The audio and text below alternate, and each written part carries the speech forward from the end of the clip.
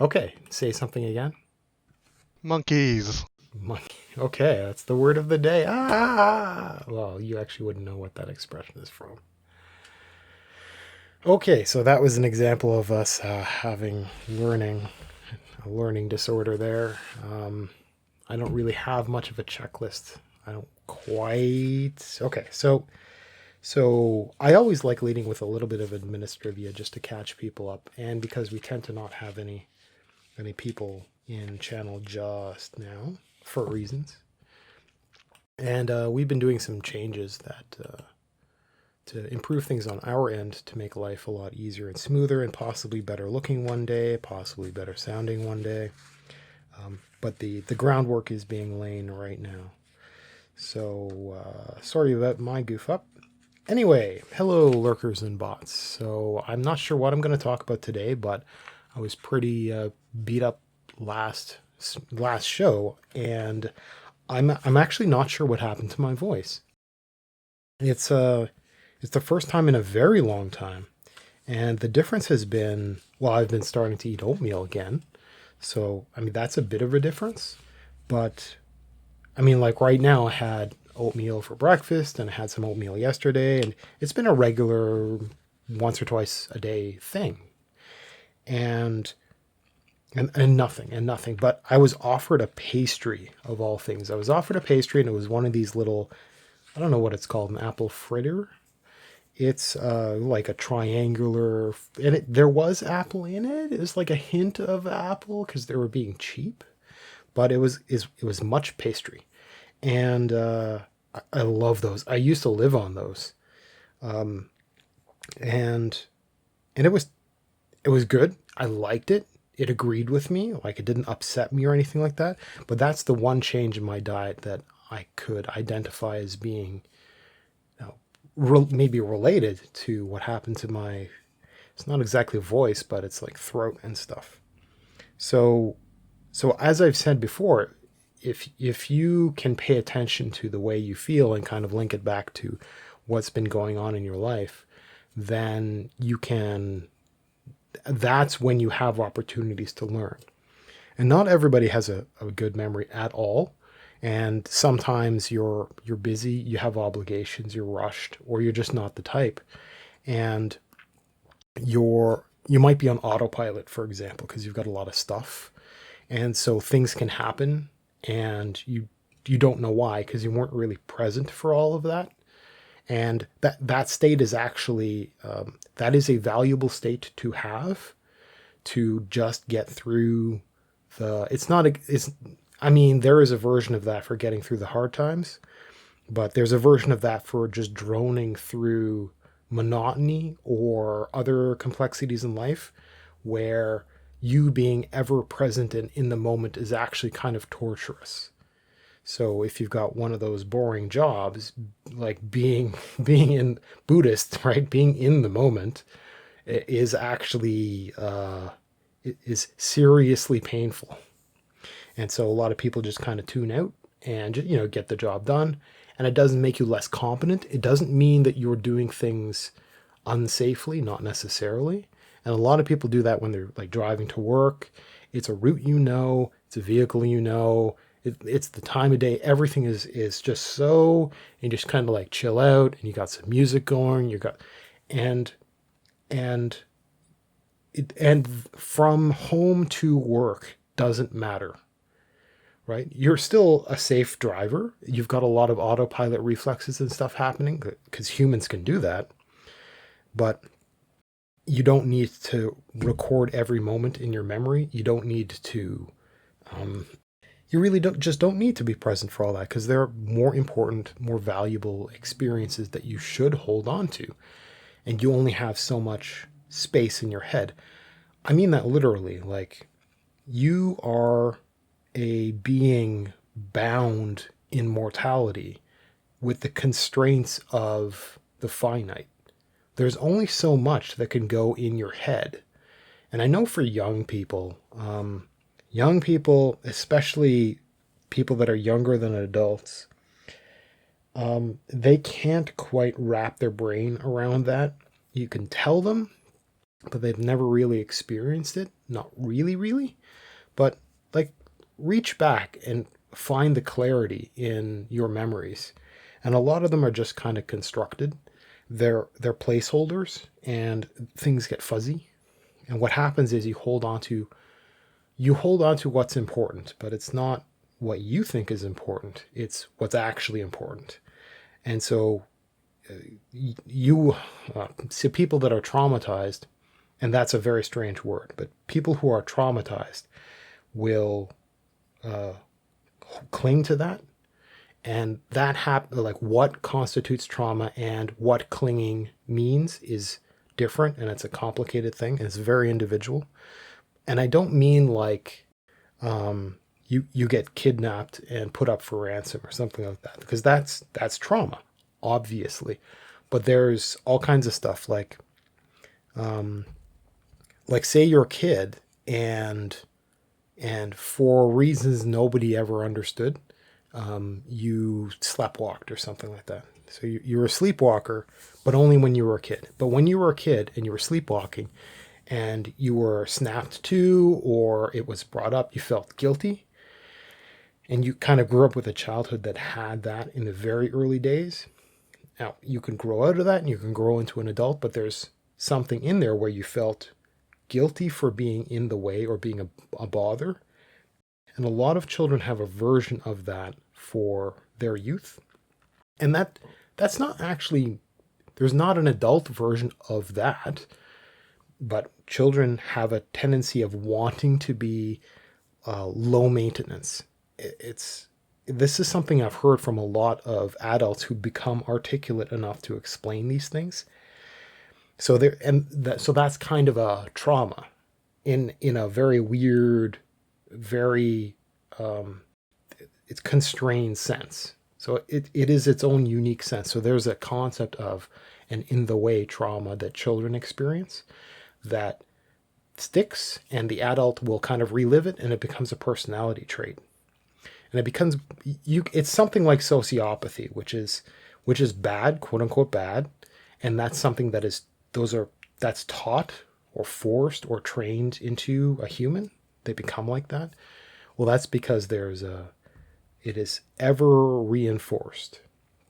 And so for children and growing up, etc., there are going to be certain things that are ever reinforced. So when I'm talking about memory and being present and stuff like that, there are the things that you would like to remember forever. Some people are able to do that better than others. Some people can train to become better at that. And so you can hold on to your hopes, your desires, your best experiences, all these things you can relive. You can just revisit them over and over again. And maybe that's a good thing. Maybe that's not a good thing, depending. People are individual. But that also tends to happen for negative things, including your own misinterpretation of the negative things in your life. It's like that thing you did that one time, that thing you said, it might not actually mean anything now. It might not have even meant anything then, but it's a nightmare that you keep redreaming. And these are the two events, the two things that stick in your brain. And those are the kinds of memories that become most, I don't want to say influential, but if you were to reach back, those are the things that stick out. So it's not the droning, it's not the driving at home, it's not the boring job, it's not the right, it's not the in-betweens that really matter. So your brain will kind of have this collection, and those are like the little bits of sand embedded in sandpaper for your memory. There's lots and lots of other stuff that's there, but these are the most active memories that sand against the wood of your personality. I don't know. Okay, that doesn't really work, but you get the idea. So why did I go down that train of thought? I can't remember how I started any of that, other than I have a terrible memory. Okay, well, anyhow. So Meaning you're supposed to be the one with the memory. Actually, I don't. I think just anybody else near me is supposed to be the one with the memory. Uh, Okay, so yeah. I mean, I was thinking of doing this on my own as a live show, and what I would actually do is I would pause and I would rewind my own recording just to like, I would have like, okay, well, okay, we're gonna stop here. I'd have a break, like right just then and there for no reason, and I'd go back and I'd rewind and listen to what I was doing, and So you'd go back in time and branch off your own thing from and somewhere else. yeah, yeah, my very immediate past self from 5 minutes ago would would would remind me of what the heck my train of thought was. But okay, well, this is me, right? So know yourself, I suppose. So I have to work with what I've got. I could try to improve myself, but I mean, I'm not young, so uh, try, I guess. Anyhow, so I remember I was talking about my voice. Oh, okay, so the memory thing. This is why I have bullet points. So, um, I I I have a thing that's unique to me that lets me collect more data, even from my intermediate stuff. It's not like being present and remembering stuff, but those like droning on and on experiences in life that others tell me they have, I don't I don't have it quite like that. So I don't have a photographic memory or anything like that, but I can reach back reasonably well under certain circumstances. So I do remember that I had that pastry, and I do remember what my diet was. And those are the most directly associated things to my throat in this case. So when I experienced that and I reached back into memory, and that was really the only change is this one pastry. I'm trying to think, okay, well, what is this pastry like? What's different about it compared to everything else I've been eating? Because I have I mean, can I say that I have a fairly consistent diet? Because just the other day I went out and, I ate out, and that you don't even know what the ingredients are. It'll have the general theme will be written on a menu, and you get that, and the theme. So I know that there were potatoes in the fries, right? I know that there was beef in the hamburger, right? Like you kind of know these things, but you don't really know because you don't have the ingredients list for every single part. And I know before I had a hot dog, and I know like, okay, so I still kind of have to think and reach through. I mean, those other things didn't result in this. Like, well, maybe it was something I did 6 weeks ago.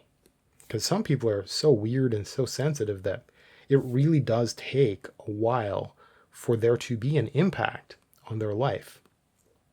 So maybe it was this thing I ate for lunch a while ago. Maybe, right? So I have to kind of remember all of those differences and see if they actually matter. And so I looked at the ingredients list of this pastry, and I'll probably just set it aside and research it a little bit more just to see, because I recognize some of the words, but when you're looking at preservatives of various sorts, and preservative isn't necessarily a bad word because like ascorbic acid is kind of a preservative, and that's one of the forms of vitamin C. So like, don't be scared by that. Now, maybe it's good or bad in a certain context and stuff like that. I don't know. But there's a bunch of other stuff that I recognize in there that I don't actually know if they're good or bad or whatever. I don't think I have any sensitivities to any of the ingredients list.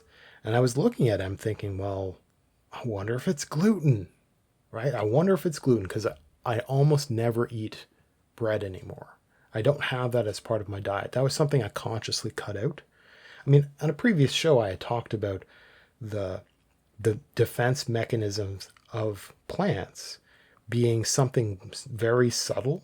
Like there's a reason why a lot of mammals don't eat grain, which is mysterious. Like we force feed them because they'll eat whatever we tell them to eat because otherwise they'll starve. So, and you can train all kinds of creatures by It's not like it's food that's the treat. It's they're otherwise starved, and so they're excited to have that little bit that they're given. This is how dolphins are trained. It's really not a good idea to do things to animals. Um, Do this or you won't get food. yeah, and there's a version of that that's done with training dogs, and I'm very conflicted about how dogs are treated. So first off, I know I'm not going to make any friends saying this, but I don't like dogs. And I don't like dogs for all kinds of reasons. Of course, I don't like dogs because they're big and they're loud. Because they defecate on the sidewalk. I don't like dogs for all kinds of reasons. I don't like them running up to people. I just don't like them, right? But there's more than that. I don't like them on a deep philosophical level. People very correctly attribute a kind of personality to these animals, and they're animals, but they're very much bred to be more human than wolf, and they're not people, they're not humans, but they are very frequently family members. We do understand, we do give them a version, there's a version of um, imbuing spirit to things. So this is animism, which I'm very much um, understanding of.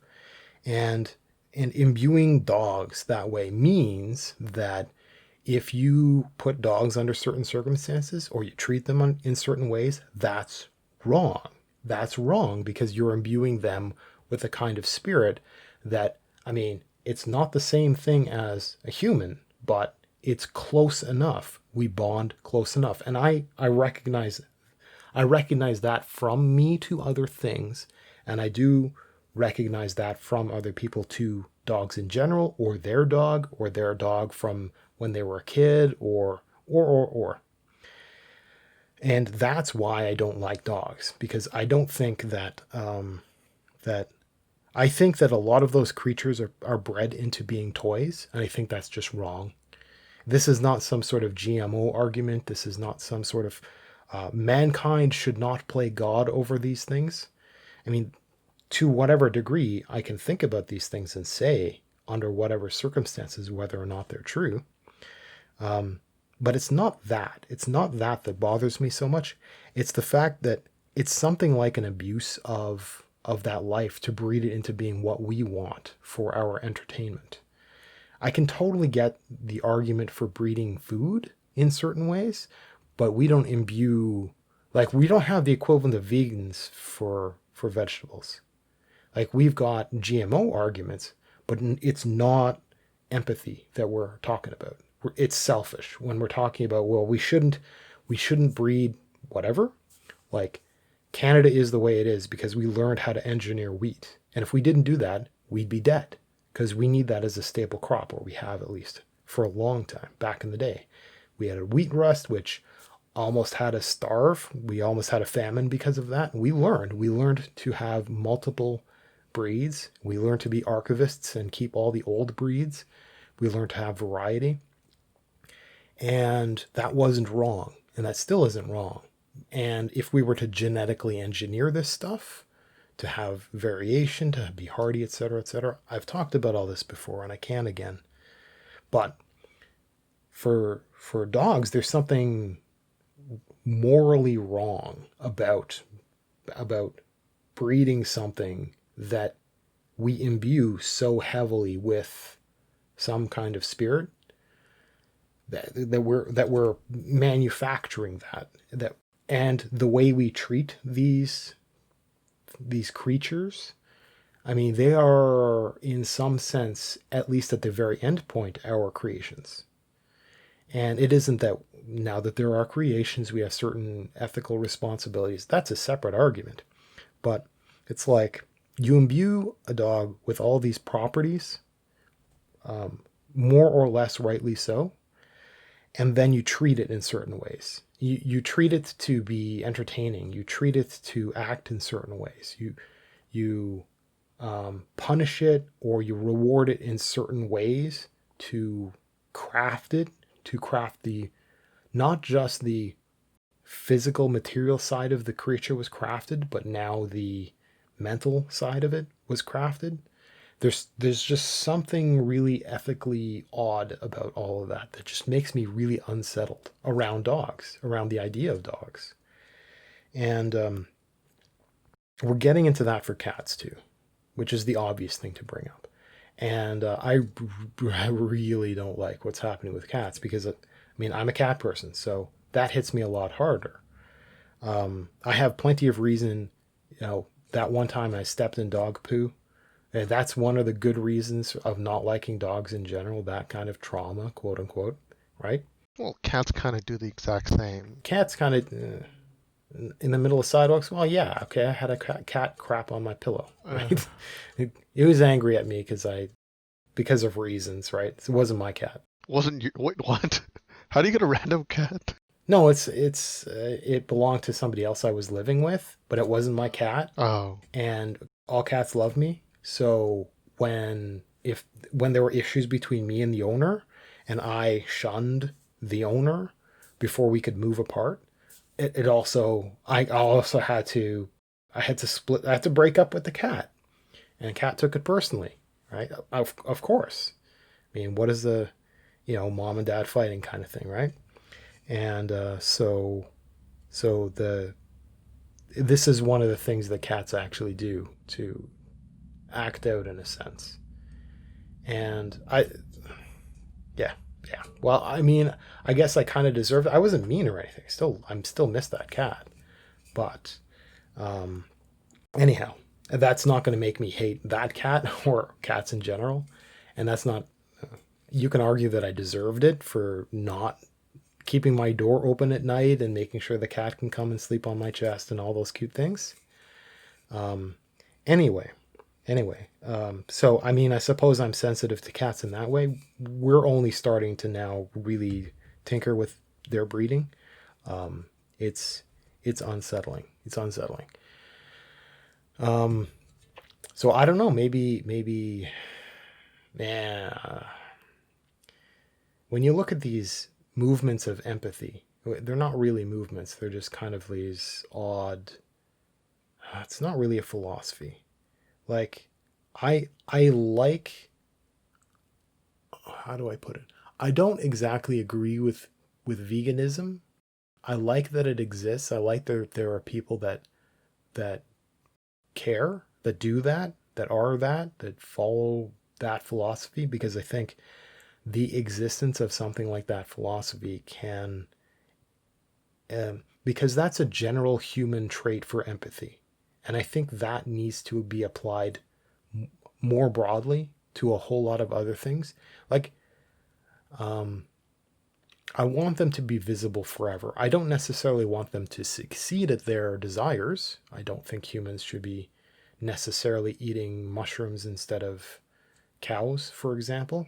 And there's a lot of subtle things that I could talk about. And it would just involve me actually there, because there's a way of thinking that most humans can't do that I can, which involves being evil. Most people don't want to just be evil and say, I don't care, or say we have to, right? Most people won't make arguments like, well, that's well and good. You can live your own life that way. You must never, ever be allowed to threaten my freedom. And having that discussion in that way is something that people tend to not be able to do very articulately, very eloquently, I should say, a little more eloquently. But I'm glad that exists, because that's at least a starting point for the next kind of thing. Like, it's kind of a joke for me to say that there needs to be a vegan version for vegetables. But there kind of does, because humans in general have the capacity for empathy in a greater sense. But they're all disconnected little things. It is one idea. The idea, like the vegan idea, is caring about things with pretty brown eyes. Like, okay, well, yeah, that's easy though. That's easy mode empathy for creatures that we think are cute, right? It's the cute argument. But it's I hate saying that it's very specific and it can be applied more broadly. We can see something like environmentalism as being very much the same. And it's Gaia worship. It's empathy towards these ideas of these systems that we still don't really understand very well. But we want to love things. We want to imbue that sense of spirit on a massive, complicated system. And we want to pretend like we're gods. And it's just like the ethics of GMO. It's just like the ethics of breeding animals. It's just like the ethics of breeding philosophies into other cultures, for example. It's we want to play God. For whatever reason, we can point at things that are dubiously correct and say, well, it works over here. We should apply to all of civilization everywhere, to all humans until the end of time. They must be oppressed into this philosophy. It's like, well, that that seems very that seems very wrong. That seems very colonial of you. That seems like slavery. That seems like oppressive, dictatorial. It seems like every other despot. It's just wrong. It's wrong on so many levels because it's something that needs to. It's not something that can be forced. It has to happen naturally. It has to happen until it's a part of a culture without people being lunatics about it. And there's far too much of these ideas of empathy, and it's the strangest thing. You can imagine a person cares, they imbue spirit into something, but they themselves become the opposite. They become unempathic towards anything that isn't empathic. So the people that are neutral in general become enemies, which doesn't make a lot of sense. You think if you had that empathy, you'd try to instill that empathy, not. Anyway, I see a connectedness to a whole lot of these different ideas just via empathy, via this some form, something like animism. And I like that veganism exists as a solid enough philosophy. As I mean, I don't. It's not like I want to say that it's great that somebody's a punching bag. It kind of is, but it's good that it's visible and unshakable. Like the idea is not going anywhere ever, and I like that it exists because it can be an inspiration for some version of that specialized for other things until maybe in 100,000 years humans actually figure out that they're all kind of the same. That maybe veganism and the empathy towards GMO and the empathy towards animal breeding and the empathy towards the environment and the empathy towards child labor and maybe they're all exactly the same thing. We just haven't articulated how, and people have just started by specializing in their own interests. And just maybe there's something unifying in there that, right? But the problem is that's like a religious unification. It's a very, yeah, it's, I don't know that people can really do that. Things get a little bit complicated when somebody tries to articulate a unifying philosophy of some sort. So I don't want to go there. So maybe archivists can look back at this episode and that will be the explanation of some cult that I start in 40 years. Who knows? Maybe I'll leave a horrifying legacy of like there's the idea of environmental terrorists. I think that might be the phrase.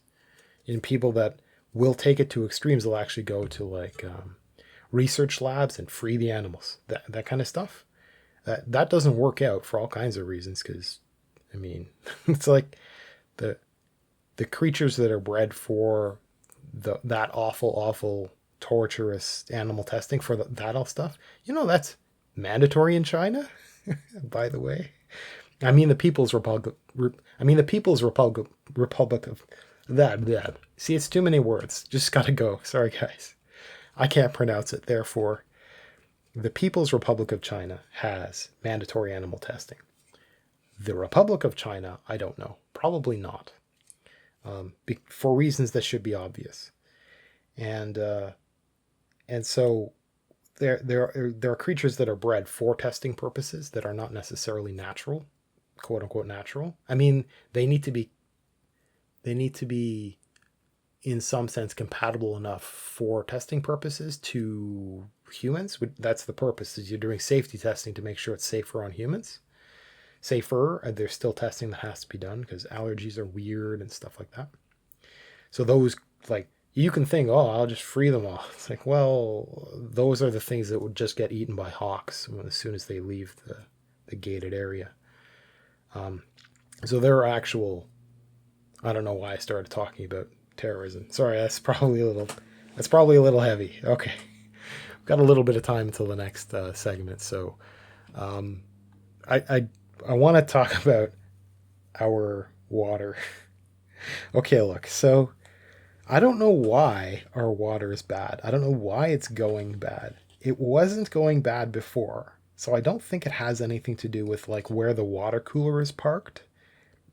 Because for a while I thought, okay, well, there's sunlight sometimes that'll beam onto it.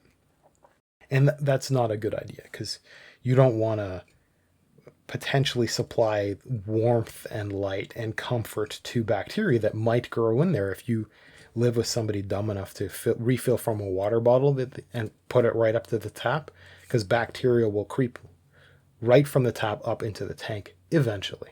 This is what happens at offices. This is actually, you should be using the little paper cups, like, and quit and don't do refills, stuff like that. Like, this is going to be one of the, I can't really call it. Okay. So I'll just say it this way. This is going to be one of the advantages of the entire SARS-CoV-2 19 event that's occurred since late last year or middle of last year. Sorry, middle of 2019, August, depending on who you ask.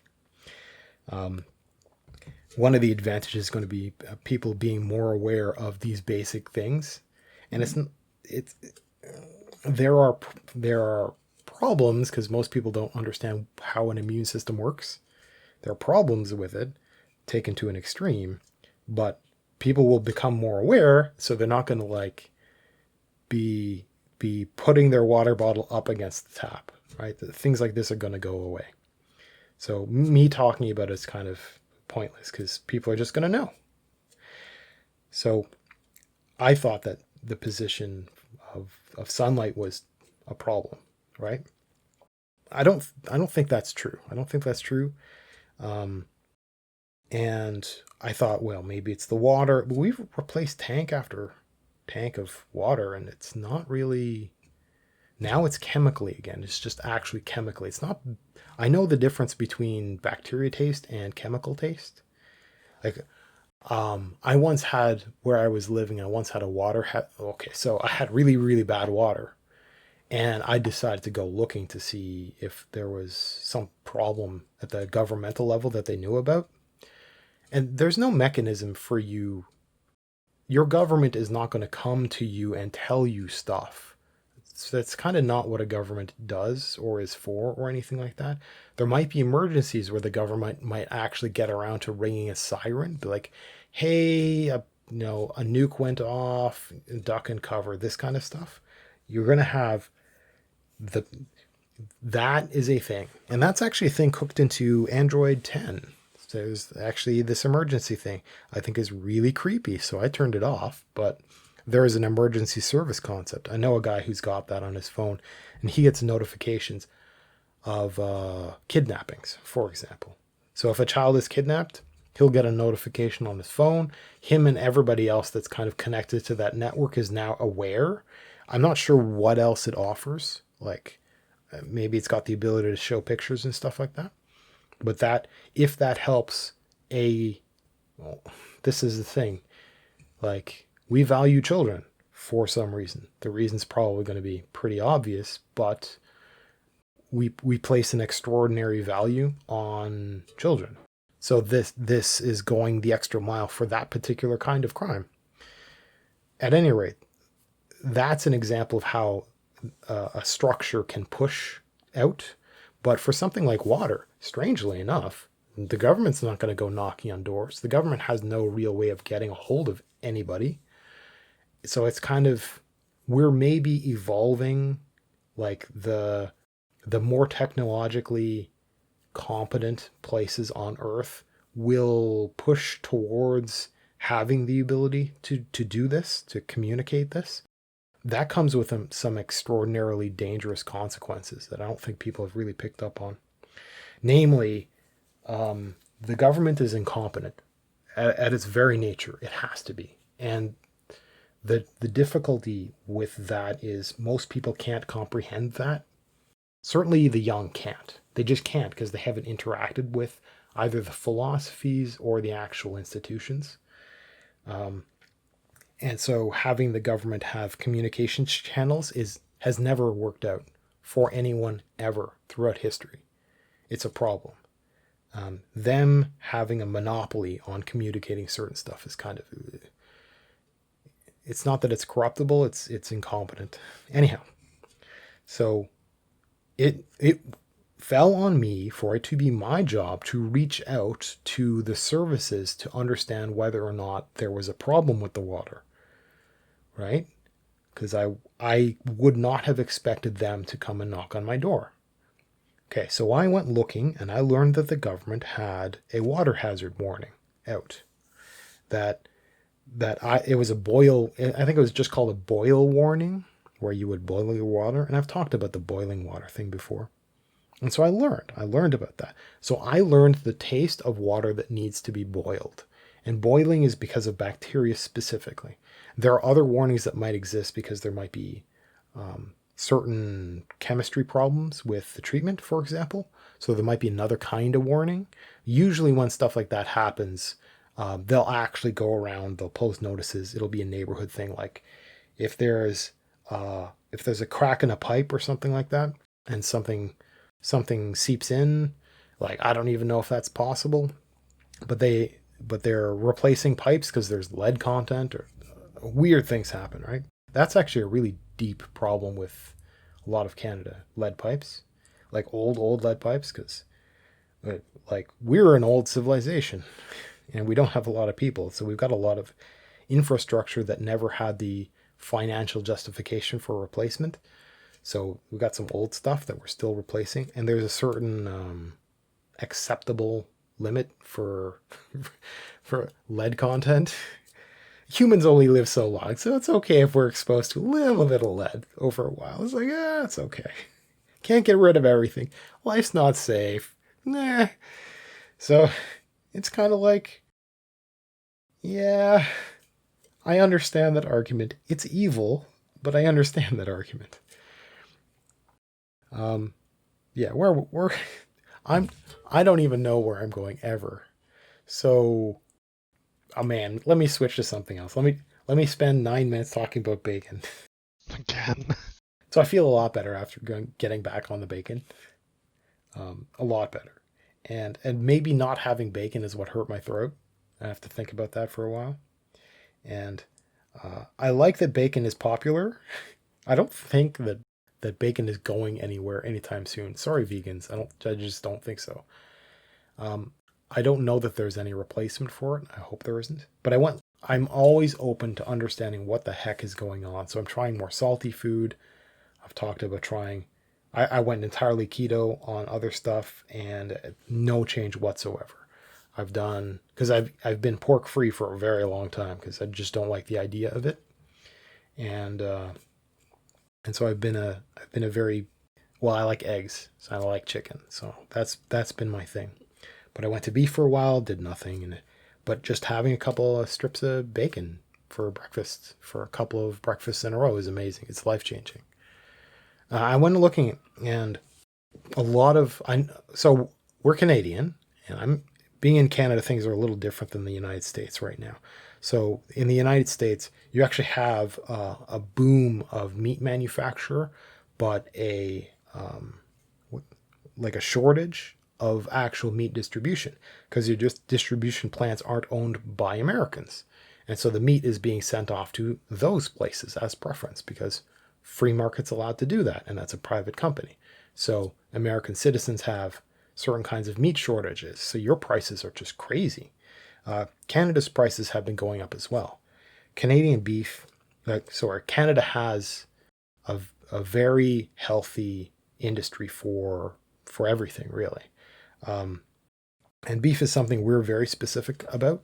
So Canada has extraordinary standards for a lot of this stuff, and I've been corrected by somebody that's in the industry for the United States, because my perception was always Canada's health requirements, our regulations were much fiercer than what exists in the United States. Our standards are higher, and there's a lot of that happens in Canada.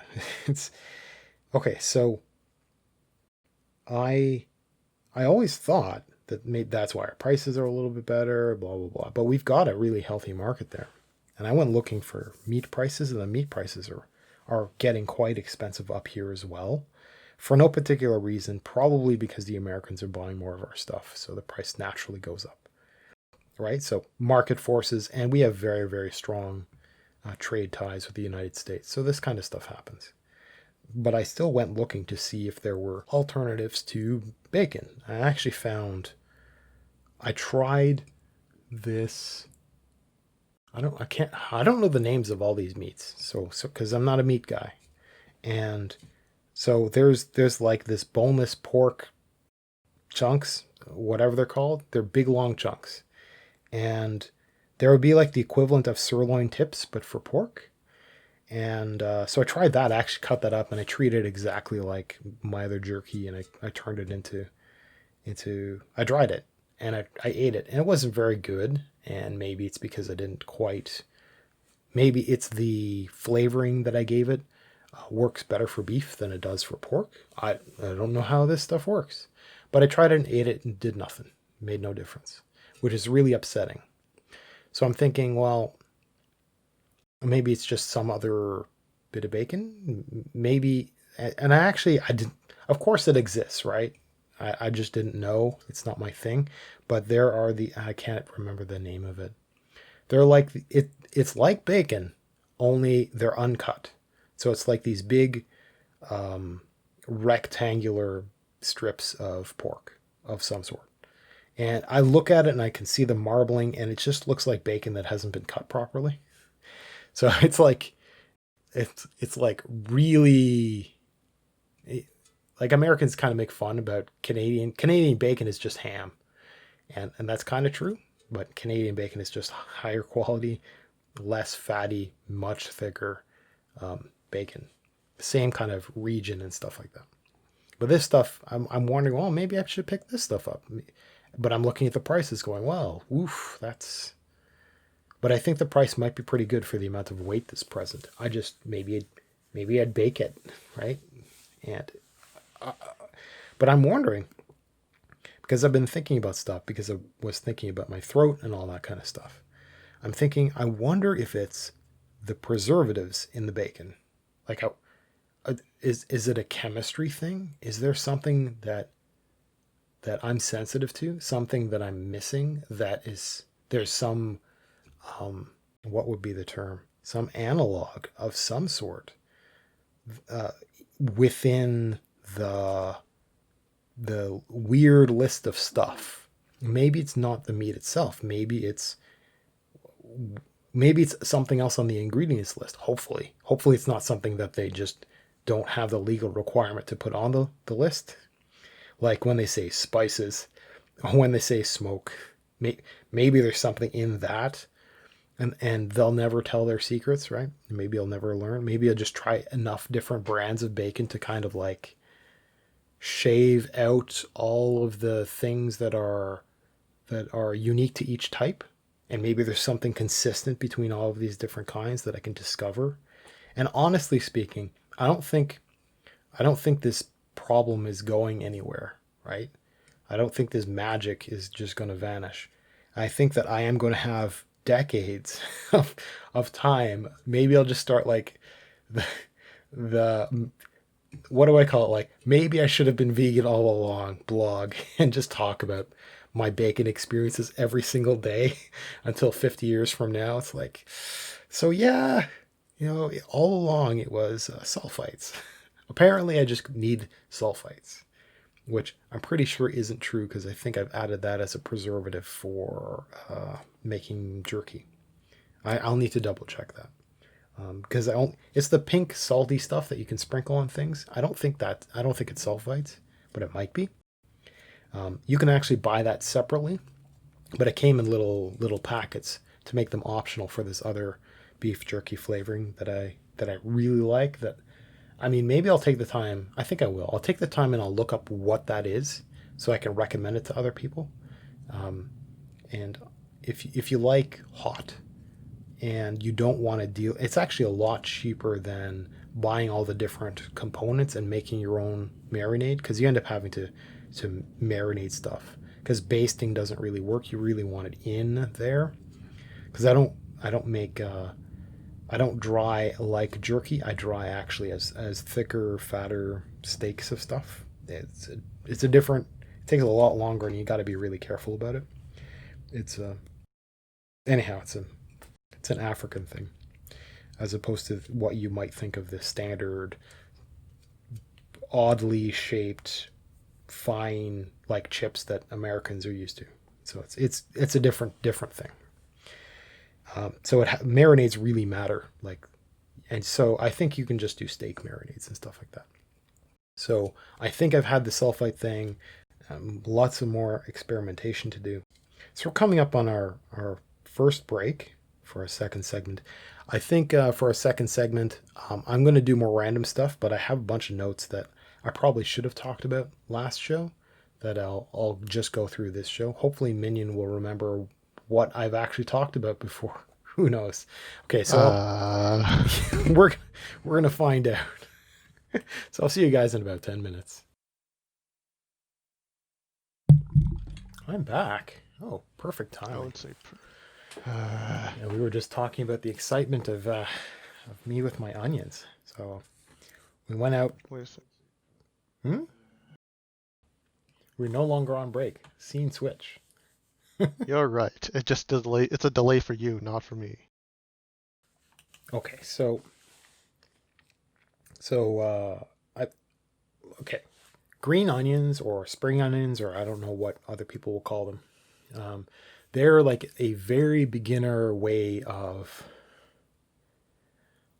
learning that you don't have a black thumb, technically, right? It's not exactly a green thumb, but you get this will be great for kids. Is all you have to do is get green onion. If you use green onions or find a for this experiment, find a reason, find a recipe to use green onions. Use them, but keep some. You keep the little stub. You can just put it in water, and then wait, and it will grow. It will grow back, and it will grow back fast. And it is a very tangible, immediate, fulfilling way of producing life. And I would consider that to be the beginner thing. It does not require anything but a glass of water on a windowsill. It's a wonderful, wonderful experience. I highly recommend it.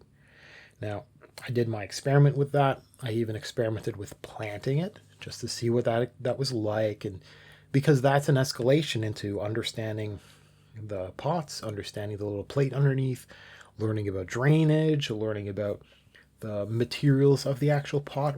Why is there terracotta? So that's like the rock thing. Why would plastic be good? Why would it be bad? Learning about sunlight, learning about soil type, learning about watering.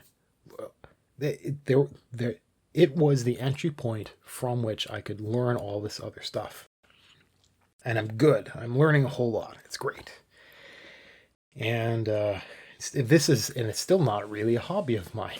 So I'm learning about all this stuff. So I decided I would buy a lot of it. And I bought some I have some of them coming in, not this coming week, but the week after. Will you have more coming in? I have not green onions. I can't get them delivered here. So in the United States, you can actually get fresh groceries delivered by somebody like Walmart. In Canada, it just doesn't have that. Isn't there a company that does fresh, or that you're not ordering from them anymore? Well, yeah. But you can't get the. So it is possible to hire somebody like a taxi that will go and pick up something for you. And it is possible to make all kinds of these arrangements and delivery services. Like these are all doable. But a lot of the major chains in Walmart, like Walmart, won't deliver fresh. Just the demand isn't there. Oh. And but I was talking about the trays. I ordered on Amazon some really nice, and I'm not going to link this intentionally because I don't want other people to buy the thing that I like because its price skyrockets occasionally, and so it became available again. I'm like, okay, I pounced on it and bought a couple, and like these. They're not for railings, but there are these like railing. You can either hang or put on balcony railings. So these are rectangular. They're quite long. They're fairly wide. They're fairly deep, but they're not like big pots. And they're just perfect for onions. Just perfect for this kind of green onion, not like regular onions. This is why I maintain that this kind of spring onion type thing is perfect for beginners because the step from water on the windowsill to potted is really easy. It doesn't require a lot of space, a lot of anything really. It doesn't even require like you don't even need to fertilize, liquid fertilizer or anything like that. You just put it there. It'll work out. And so I bought like now I'm going to get 4 of those trays. So I bought 8 bunches of green onions, and I did that because I found a place that sells them organic, and that's not some like I there's a lot I could talk about organic not being what people think and not necessarily being a good thing. And but I went for organic because organic tends to mean not GMO and all this other kind of stuff. And I just want something that has a level of quality that it at least exists. Because the other onions that exist are like, yeah, it's an onion from somewhere. Like, but at least organic means something a little bit more, at least in Canada. And so I bought a whole lot of that, and I have it all in water, and I'm starting from scratch. They're all the same from the same place, like so they're going to be. I think maybe in every grocery store they're going to be all exactly the same. I don't know, right? They're all different prices, but I know some were not organic, some were. I just want them to be consistent, so I bought enough to fill for these big trays. And so I've got like 8 glasses of 8. I've got mason jars, 8 mason jars on my windowsill with full of green onions. So it's going to be really nice. I'm going to be a little bit more careful. I'm gonna have some fun with this. It's going to be great. And so that's exciting. I need to go out and clean up my balcony and give them a little space, and I don't know, maybe move a table out there, kind of thing. And so yeah, kind of. It's not meant to be like a garden you can sit in and enjoy. It's still kind of a little experiment, but it's going to be like mine. It's going to be like my little onions are going to be in a tiny little field. It's going to be funny. And from there, I'll develop a little bit more comfort. And I think the next thing is garlic. Garlic requires more depth, I think. I don't fully understand what's going on with garlic, so I need to learn more. But man, you just take well, I guess while I'm on this rant, I'll explain what I know about garlic so far. Okay, so you know that garlic comes in these bulbs, this clumps of stuff. And sometimes if you just leave it around, it'll sprout these little. So you actually know which way's up and which way's down because you can see the bottom has a certain texture to it where roots would have grown, but they kind of whatever snapped off or whatever happens to prepare them. And you can actually break that bunch up, and there's certain slivers that are just too small. So those aren't good because those small slivers will try to crowd out the same amount of space as the more large ones. So you get the bigger ones, the ones that are really well intact and all this kind of stuff. All you have to do is take it. You stick. You know which way is up and down. You stick it downside down, upside up, and you stick it a certain amount underneath the soil, and then you kind of pat it in, and you water it. And you water it a lot, and then you water it a little less and a little less, and it'll sprout, and it like grows right away, and it just days. And what a wonderful next step that would be, to move from, because that you don't start that on a windowsill. You start that right away in a pot, right away, even more outside. Maybe have to make it like on my front step or something like that. And maybe have to know the weather and bring it in so it doesn't get rained on. Like, I don't know. So that's a fine next step. And maybe after that, I don't know. I need to get around to like potatoes are the classic one, but I think that's a little advanced at this point, because harvesting potatoes might be annoying. I don't know. I don't know. Right. I don't know what I'm doing, but it's fun. I'm kind of learning, kind of having fun. I'm kind of making things that are mine, kind of accomplishing things. So let me look through some notes on maybe what I have or have not talked about from the previous show. So I'm trying to keep notes from each of the shows to, well, that doesn't even have a date on it. Uh-oh. Maybe I haven't talked about any of this. Oh, that would be awesome. What is it? Or what do you think you haven't talked about? I have a pile of notes. I don't know if I've talked about any of these notes. Probably not. Say a few of them. Huh. Okay, so let's see. I talked about the bacon and about feeling better with the bacon. Have I talked about bacon smell? I don't think I have. That was one of my concerns with the entire bacon experience is that, I mean, all cooking has a scent, right? There's some things that are common enough. Maybe it's a cultural thing. Maybe it's just a nose thing. Like certain foods aren't a bother, but some foods they hang heavy. They might last a long time or, right? It's different for all kinds of stuff. Bacon is one of those things that is thick and fairly lasting. It is a definite punch in the nose. And that was one of my biggest concerns, is I spent a long time hating the smell of bacon. I don't like it. I resist the things that I like. It's kind of annoying. And so I don't like the smell of coffee. There's a tease there that I really don't like, and I don't like bacon, and I don't, right. So, and I'm always hesitant about bacon because I don't want to bother other people with the smell. Because I know there are some people that I've lived with it that are sensitive enough. And it's kind of like I need to admit my hypocrisy, because I moved from that guy that hates bacon, just doesn't want other people making that stuff, to the guy that has to make it. So I get to feel bad every single time I make bacon. And I have to think about other people being kind of like that old version of me that don't like the smell. As it turns out, I know a lot of people that like the smell of bacon. Like they really like waking up to the smell of bacon in the morning kind of thing. So that's wonderful to have.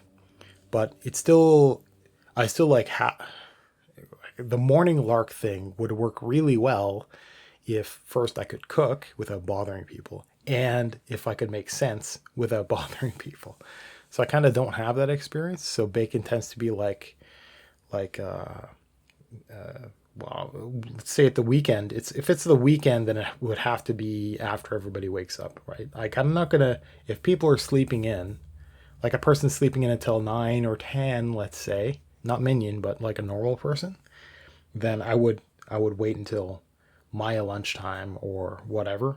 I would wait until after they wake up to actually cook, because I wouldn't want the smell to wake somebody up.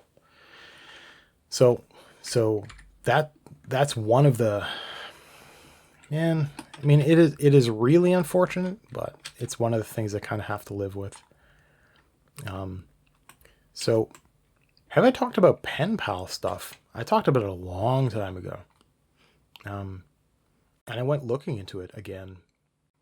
And because I write, I learned that I'm a writer. And so I went back and went through a bunch of notes, and I went on this little adventure to learn about pen pals. And one of the classics is there is a pen pal system for prisons. I think that's just an American thing. I don't know if that's a thing in Canada anywhere. Um, and so a prison pen pal system, I don't think that interests me at all. Um, but there's stuff for seniors are into this still, at least some, right? Because pen paling isn't exactly popular globally, isn't really popular.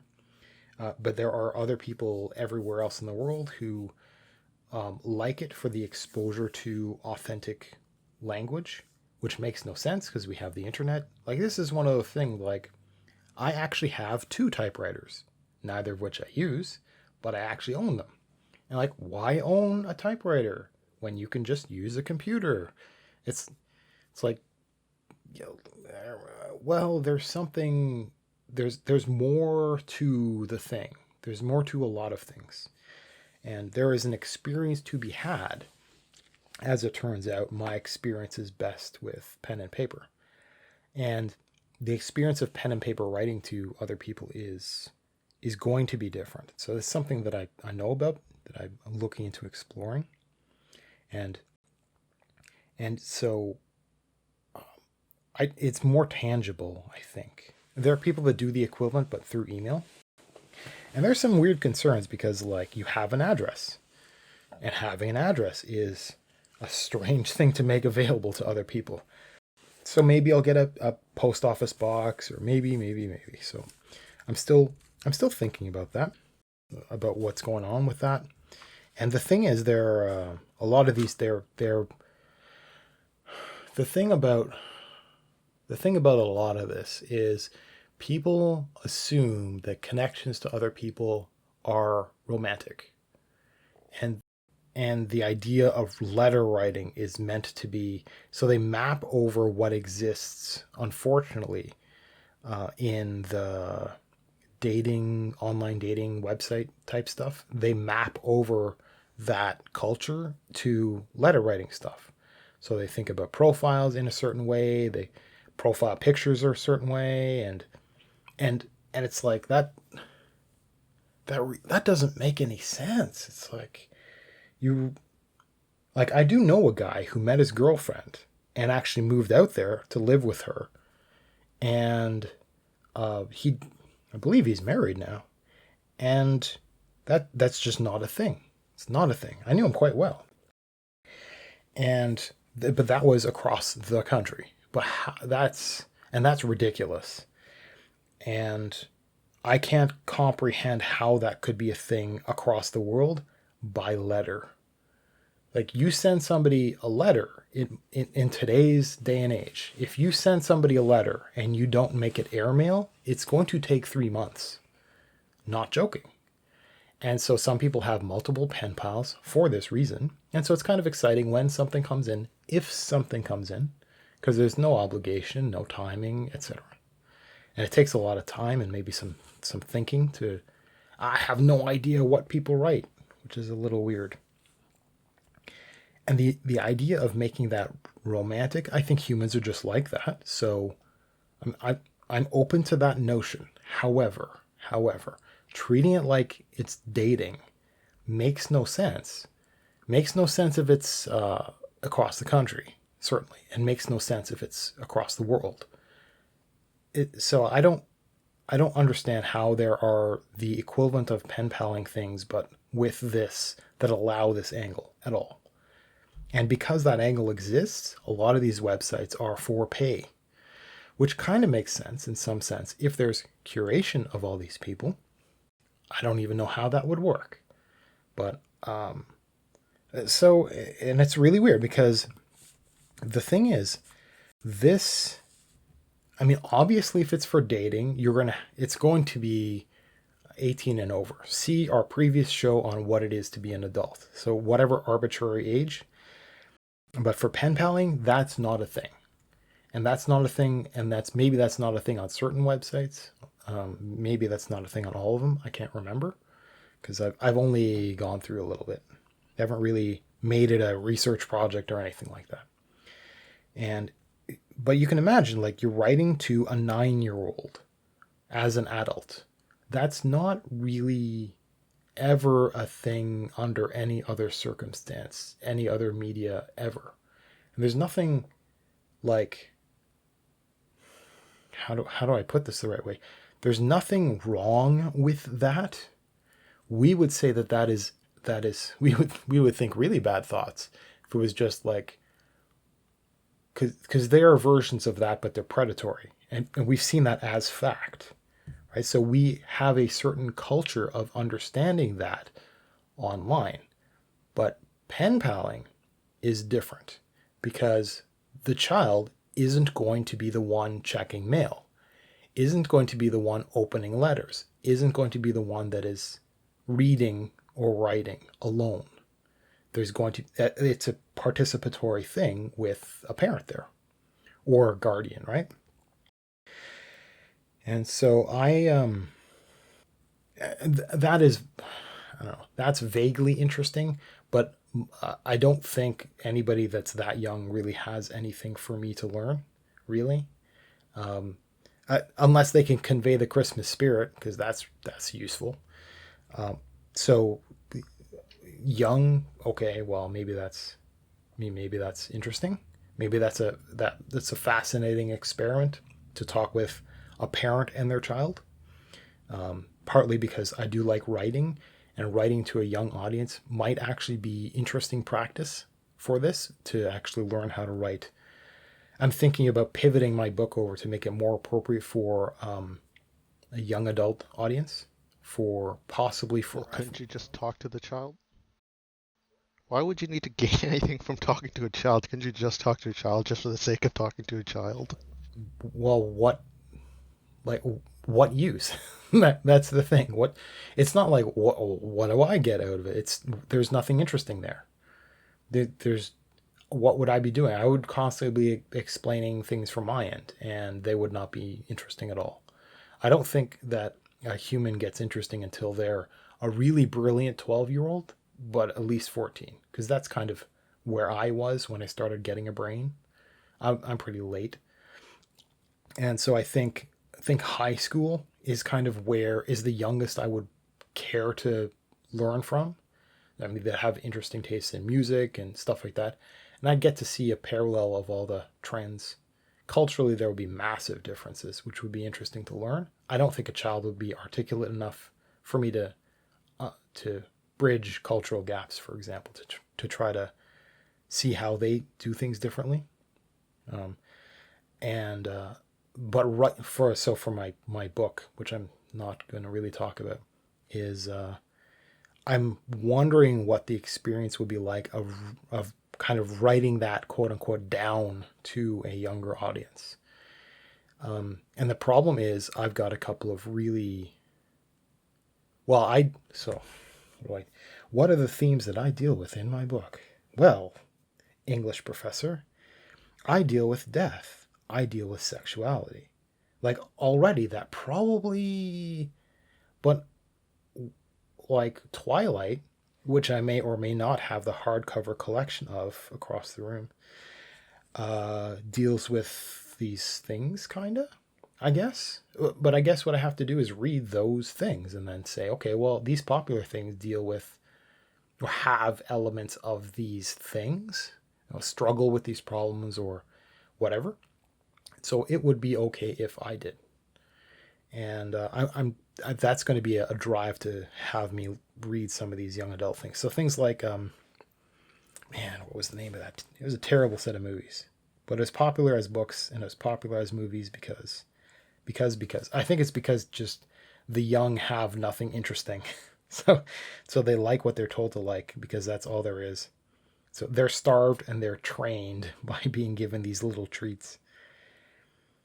And I can't remember. I just can't remember.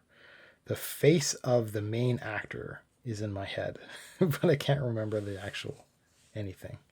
It's just one of these dumb superpower esque things.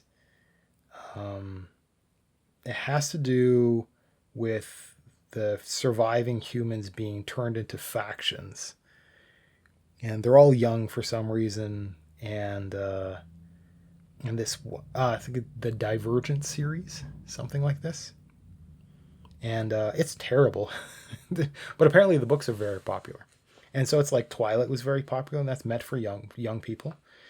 Obviously, that translated to the big screen, and it was popular for different reasons. And I've been told that it doesn't really, I, you know, the book is always better, right? It's probably true, um, but I mean, I don't know. If you ever watched the original Total Recall, I'm pretty sure the movie was better than the short story, but the short story is pretty good actually. Can you is it public domain?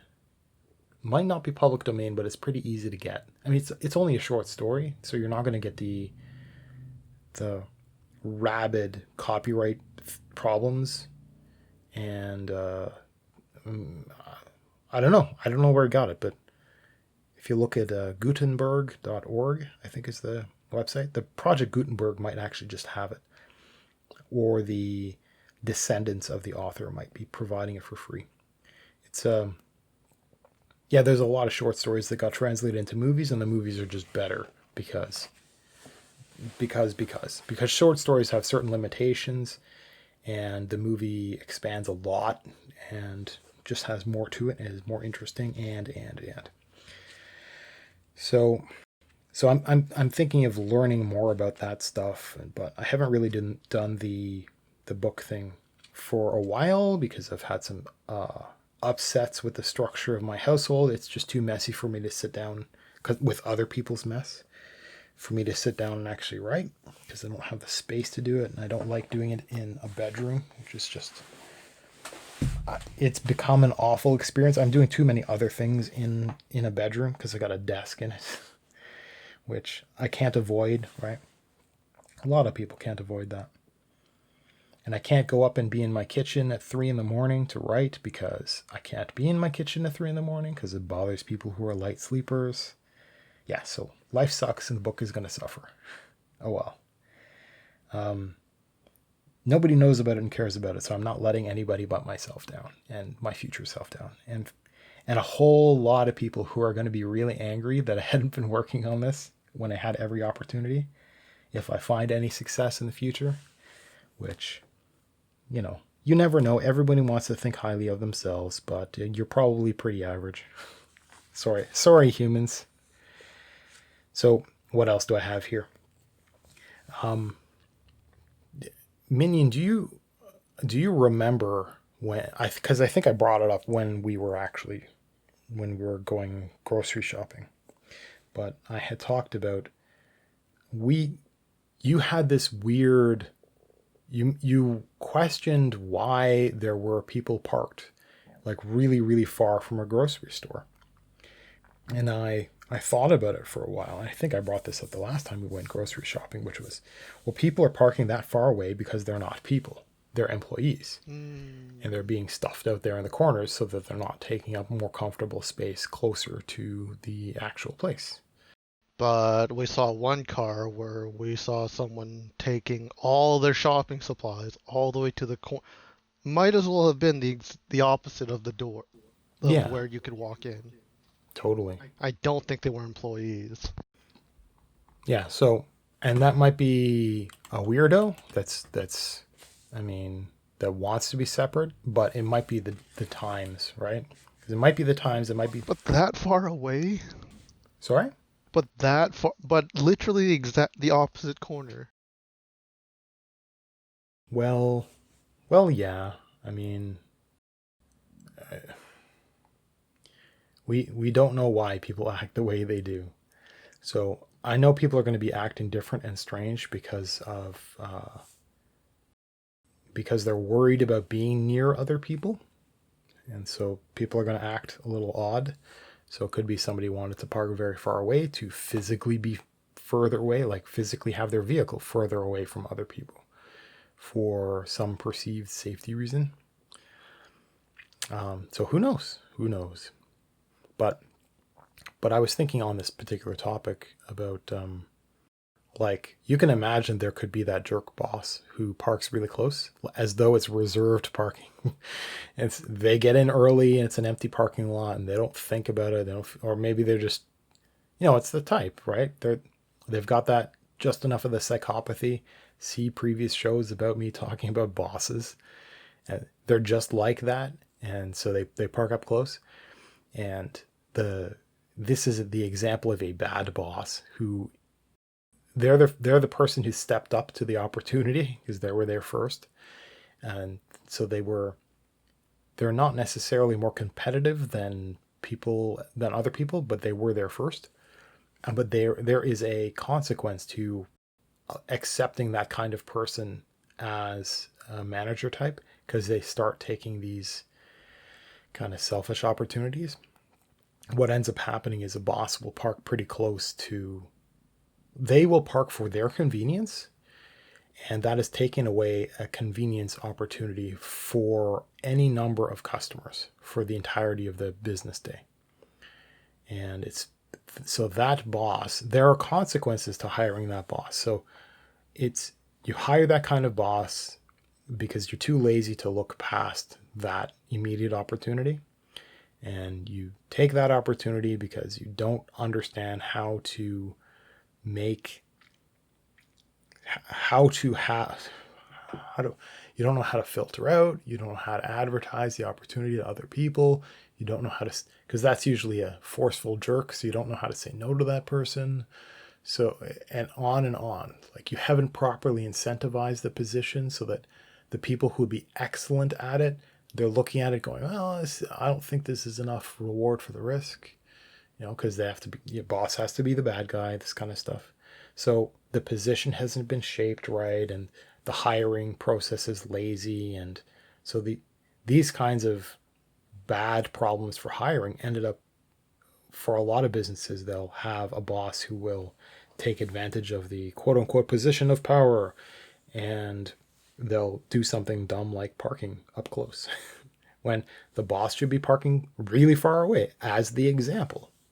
And just, you have to be, the example for all your employees. And it's just, But what if you're like someone who's respected and you're actually somebody everybody generally is okay with? yeah. And then what? Take advantage of that by taking a Yes. good parking spot? Yes, why not? You shouldn't. You shouldn't. That's part of the corruption of being in power.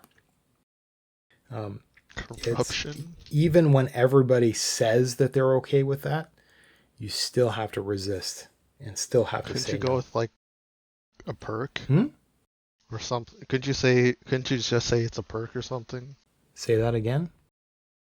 Wouldn't you be able to say it's a perk or some perk or Well, yeah, a lot of bosses, what they do is they arrange things, and they're like, they give the perk that they want, and they just give it to the top tier people, the top performers, and they use that as justification for them taking the best version of that.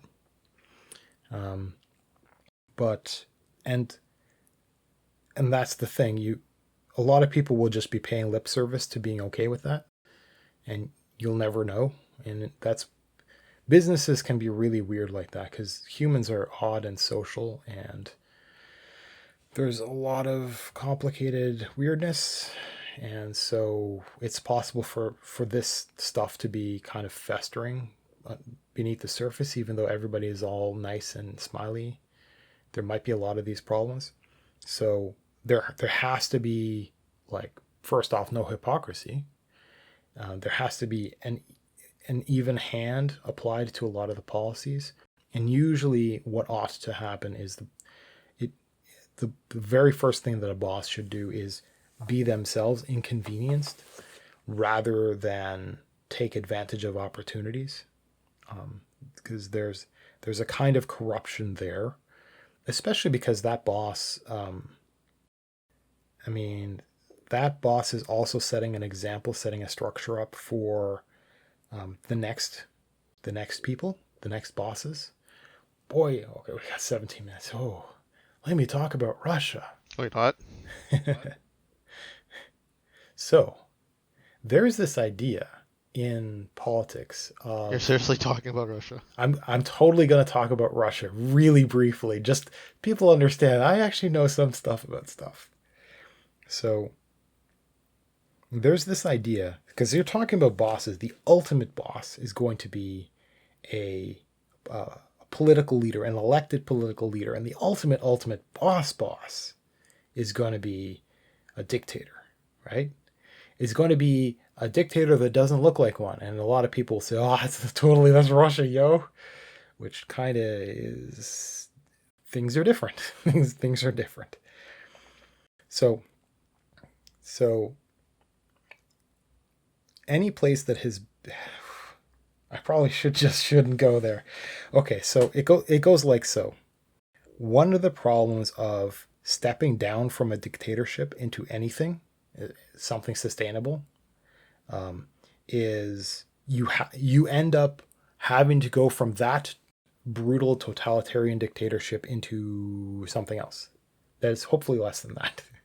People are like, well, okay, and you just kind of moderate it down into something else. You so the Western world went from kings and tried to step that down into. No, I mean the British still kind of have a figurehead queen, kinda, and things are complicated. And Canada kinda has some of that kind of vestiges sort of left over. Australia much more than us.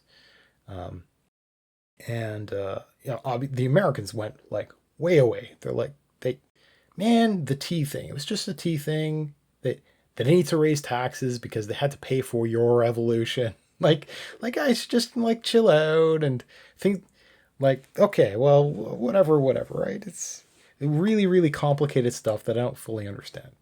And but the person that's next in line, their primary responsibility is supposed to be making sure that things don't step back up into where things came from. So like the last thing that the last thing the Americans would want is to do like to separate from the British, basically go to war very briefly with the British, and then to elect their own king.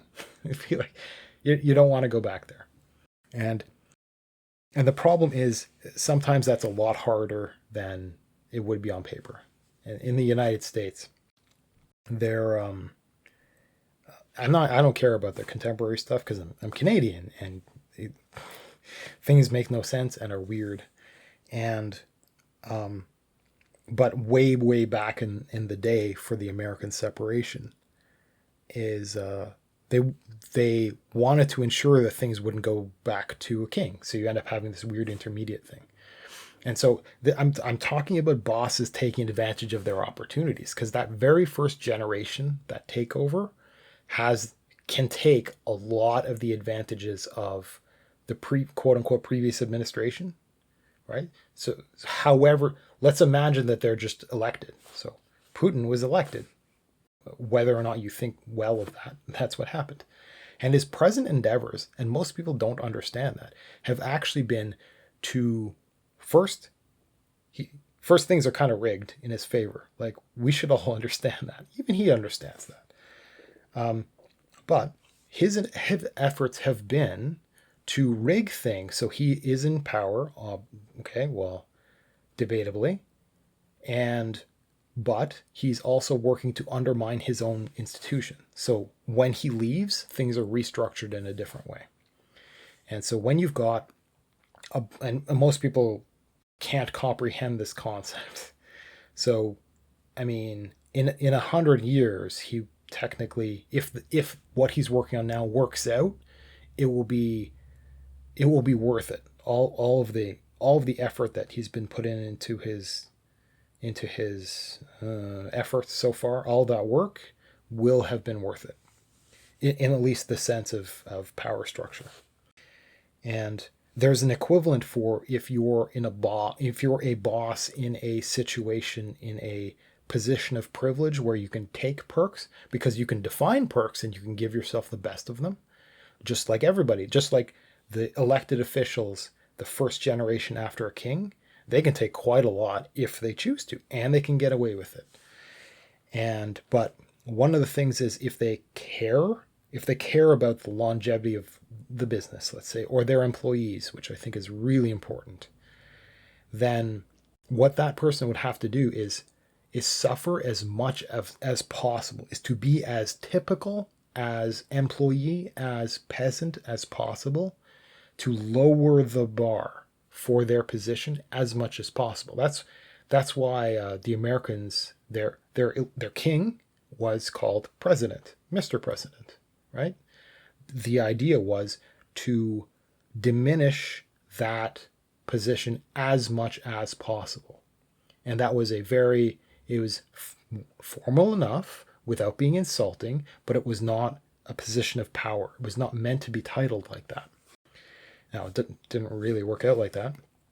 And so a boss, if a boss can get away with stuff but holds themselves back, what they're creating is a kind of an institutional structure. So if they leave or if they get hired above, like they go from managing in this location to managing in another location, or they go up to be regional manager, or right, they leave. What they're leaving behind isn't is less corruptible by the next generation of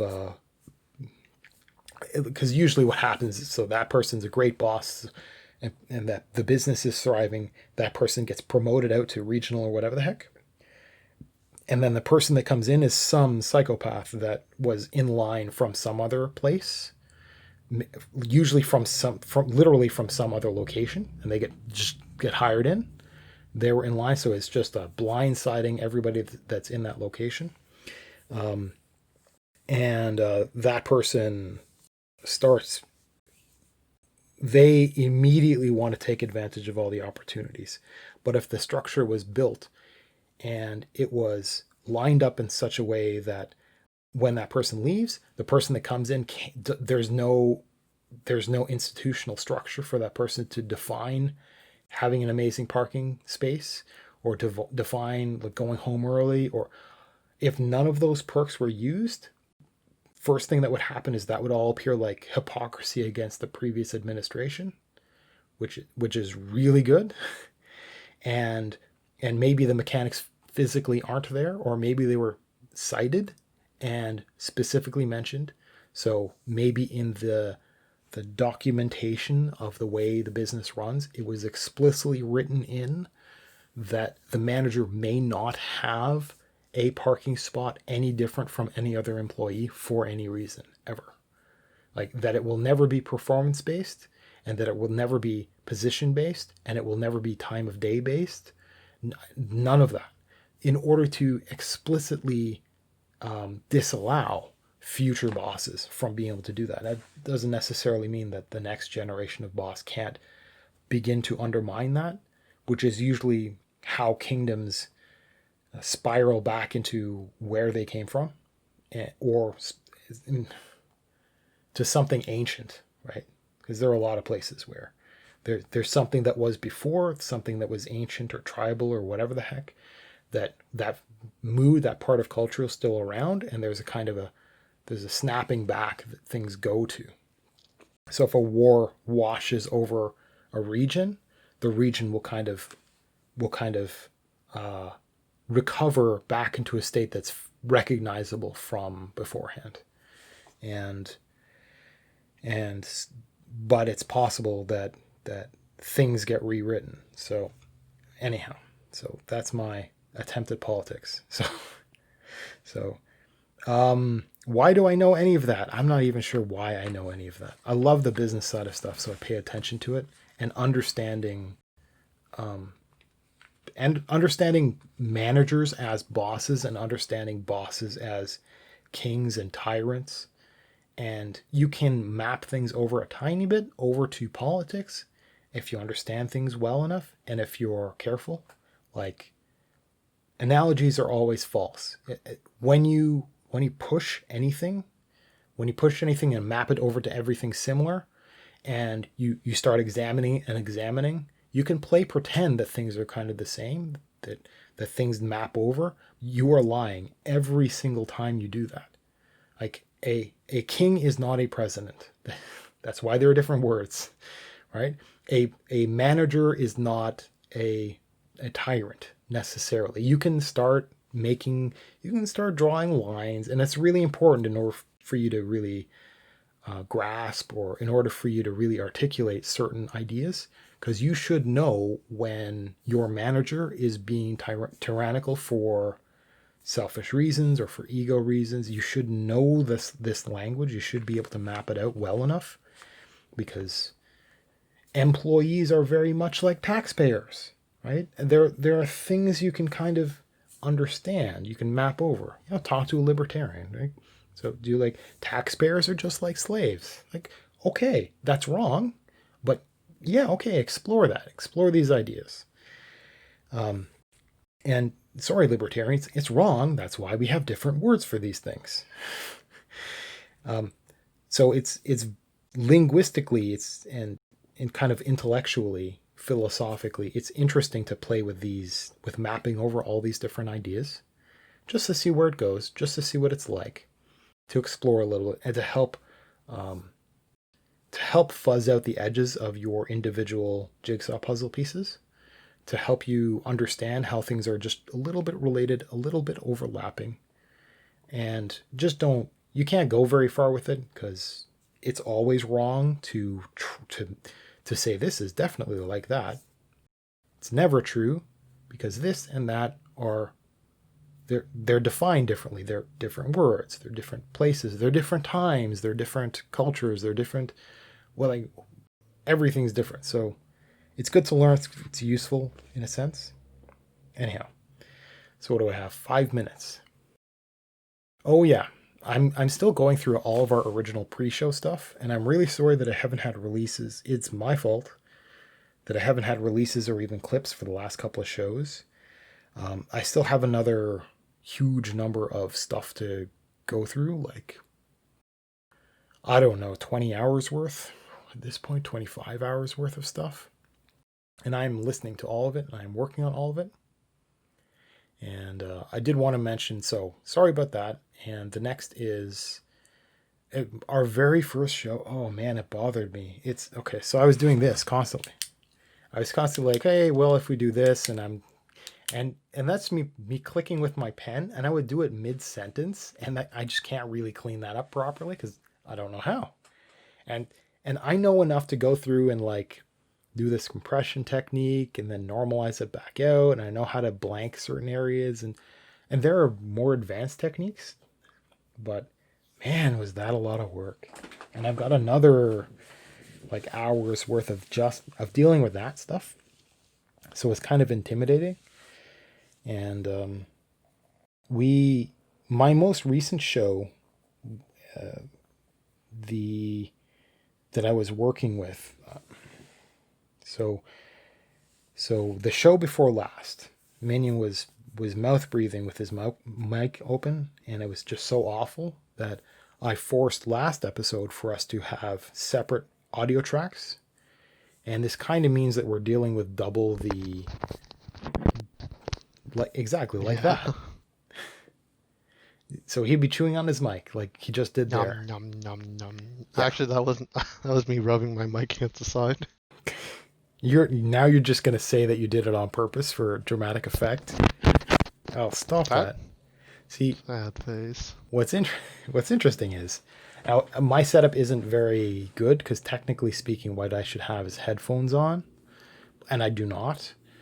And technically, I should be in a sound studio, and technically, I could build one over there, and technically, and sure, and donate to my Patreon. We'll get right to that.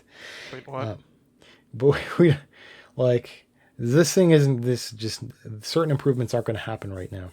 But what happened is, by forcing having separate tracks, I can actually choose to isolate audio from one track or the other, to make sure that they're treated separately, to brighten or pick it up or do noise removal that's separate on the two different tracks.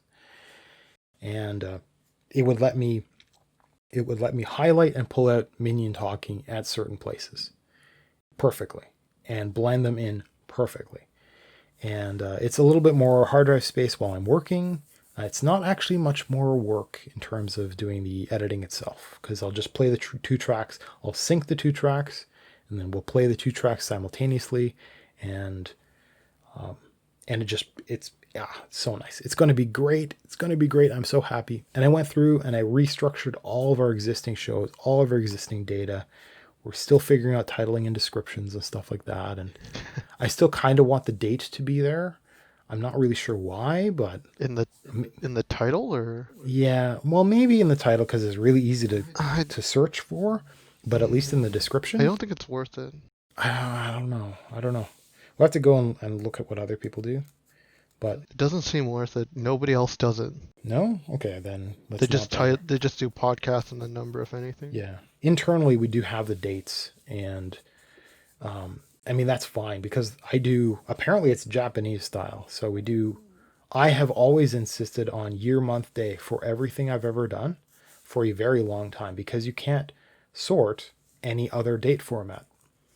The American style is just incomprehensible to me. Month, date, year. Is it month, date, year? Okay, well, American, it's month, date, year, and everywhere else, it's either nope. year, month, date, or date, month, year. Well, that's the three combinations. Correct, minion.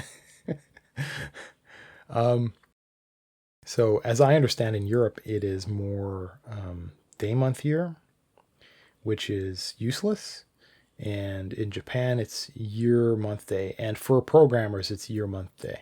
And it's year, month, day because you can actually sort and have it actually be sorted by and clumped together and actually have it make sense and have day one follow day two or day two follow day one, day three, etc. You get the idea.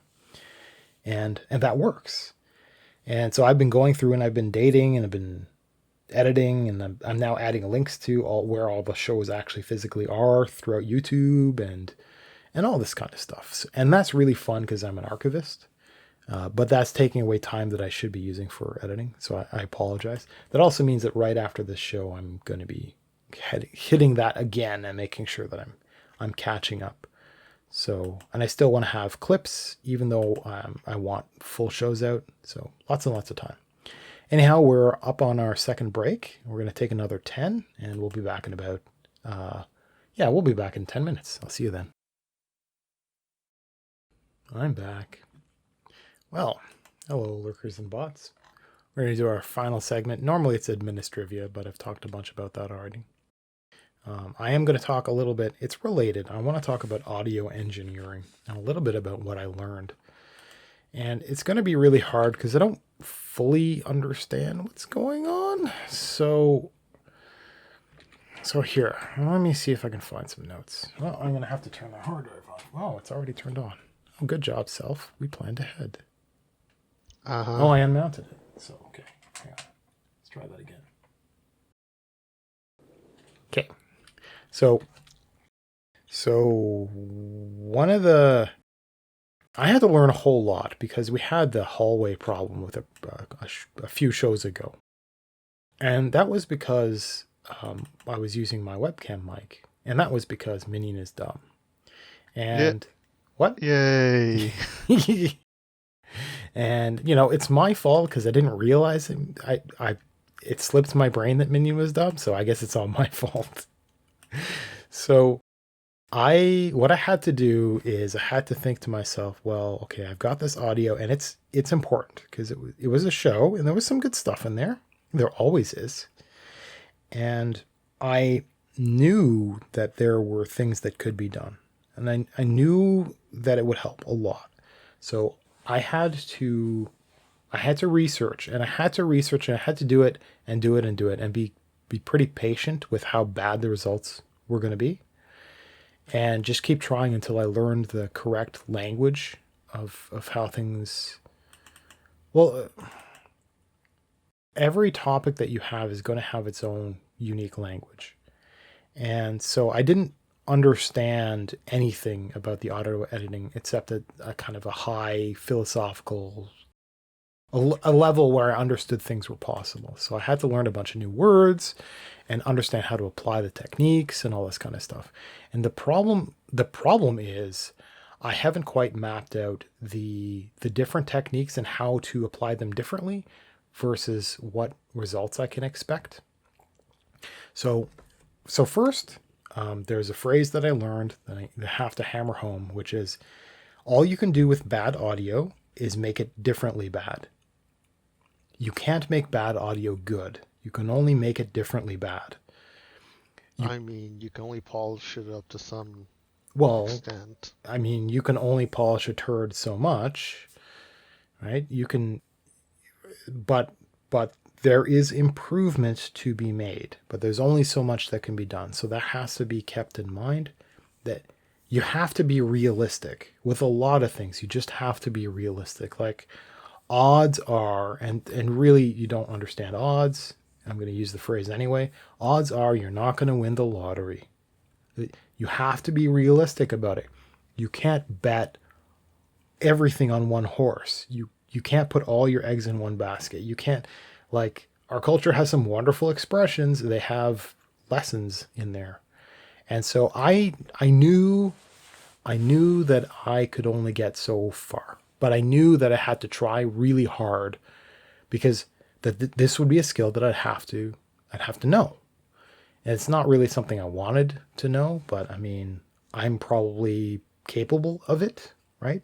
And certainly, I think Minion's got his hands full of nothing, and that's too much for him. So somebody's got to do this, and it was the opportunity, right? It's not the opportunity I asked for, but it happened. I happened to have been able to find the time, so I learned. Quote unquote learned. I took a lot of notes because learning is hard, and I'd rather take a lot of notes because some of these are just fiddly bits of knowledge. So I'm going to talk a little bit about that. And I know that this is going to kind of gently nudge some people in the correct direction to improve their own stuff.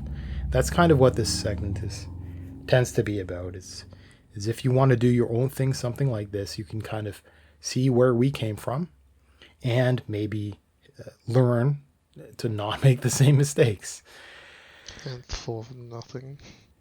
So, okay. So first, everybody learns about noise reduction first. So noise reduction is training your software to listen to a snippet of unremarkable sound.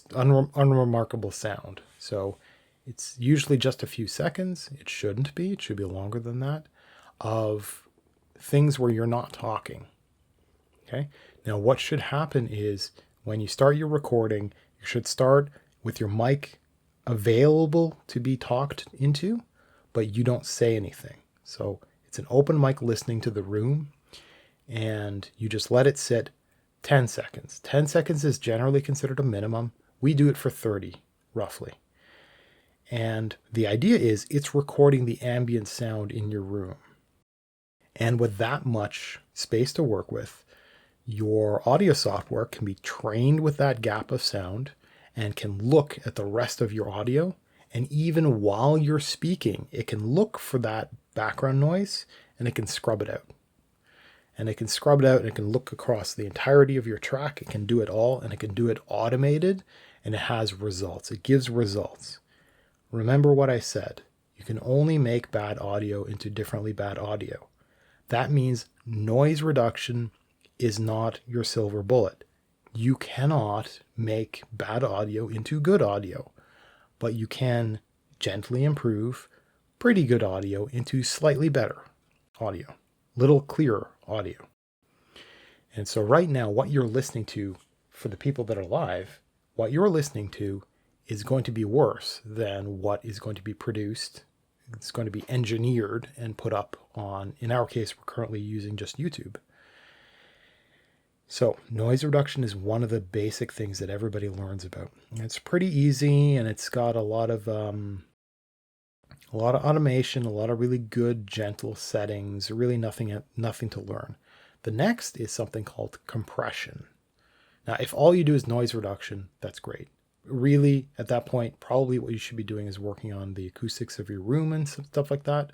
Like, I now don't have people doing laundry, and that's going to help a little bit. It's not really that important. I make sure that people don't slam doors. I have I put signs up so people that are not participating in the show. So like when Minion's walking around, he doesn't forget that there's a show happening, so he doesn't like knock on my door or something stupid. Like you never know. I I don't make plans for people to drop by. See previous episode. So compression is the next thing to learn. Compression is when when you look at the waveform of your audio. If you put it in something like Audacity, which I recommend, it's free and open source. Check it out. Works pretty good.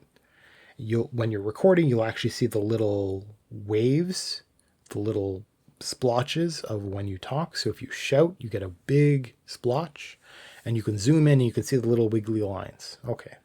So what compression does is it suggests maximums, limits, pressures on the high and low in that waveform. Okay? And what it does is it pulls it down. Now this is the thing that people don't fully understand is it does not chop things off. You're not quote unquote losing stuff if you have bad settings. You have bad settings. It's going to make the audio worse than what you want.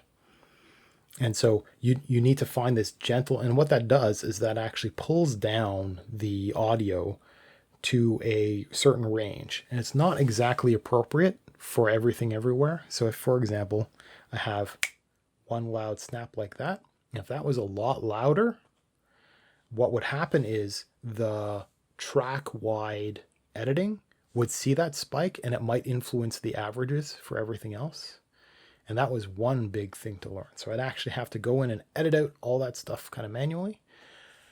But there's something that solves that, because I looked for that and I'm like, oh, this is unbelievable. And I looked and I looked. There's something called a limiter. And the limiter is actually capable of chopping off that stuff. So what you do is you figure out where your normal speaking range is. You might compress it down to a certain range, but you'll still have those bad spikes. So you do a limiter pass, and the limiter will lop off those big sharp tones, and actually it moderates it already. So that's actually a pretty good way of automating things if you don't want to edit things by hand. I do things by hand, so I'll actually find these things and I will manually mute the region after doing all these other things. It's like my last desperate attempt. And if that happens in the middle of words, this is really all you can do, is all these automated things that try to distinguish between your voice and this other stuff, and etc. So you've got the noise reduction, the compression. You've got something called normalization. So after you compress things down to a certain range, it kind of pulls everything into this sameness. And the thing is, if you've got two different voices, like Minion tends to be softer than me, and Minion's also got a different microphone. So we were going to have different voices. So you can treat these differently. But if they were both talking for the same mic, and you have two different voices, because you've got two different people, when you compress things down, you can actually pull everything back up in the same kind of way. You can actually brighten up, you can improve the volume of your quiet speakers by doing something called normalization, normalizing it all up to the same kind of volume. And normalization helps for people that have wild variations in the way they speak. Some people, they just have a cadence, so they have an up and down dance in the way they speak. And this can be very, very engaging. They're just like that.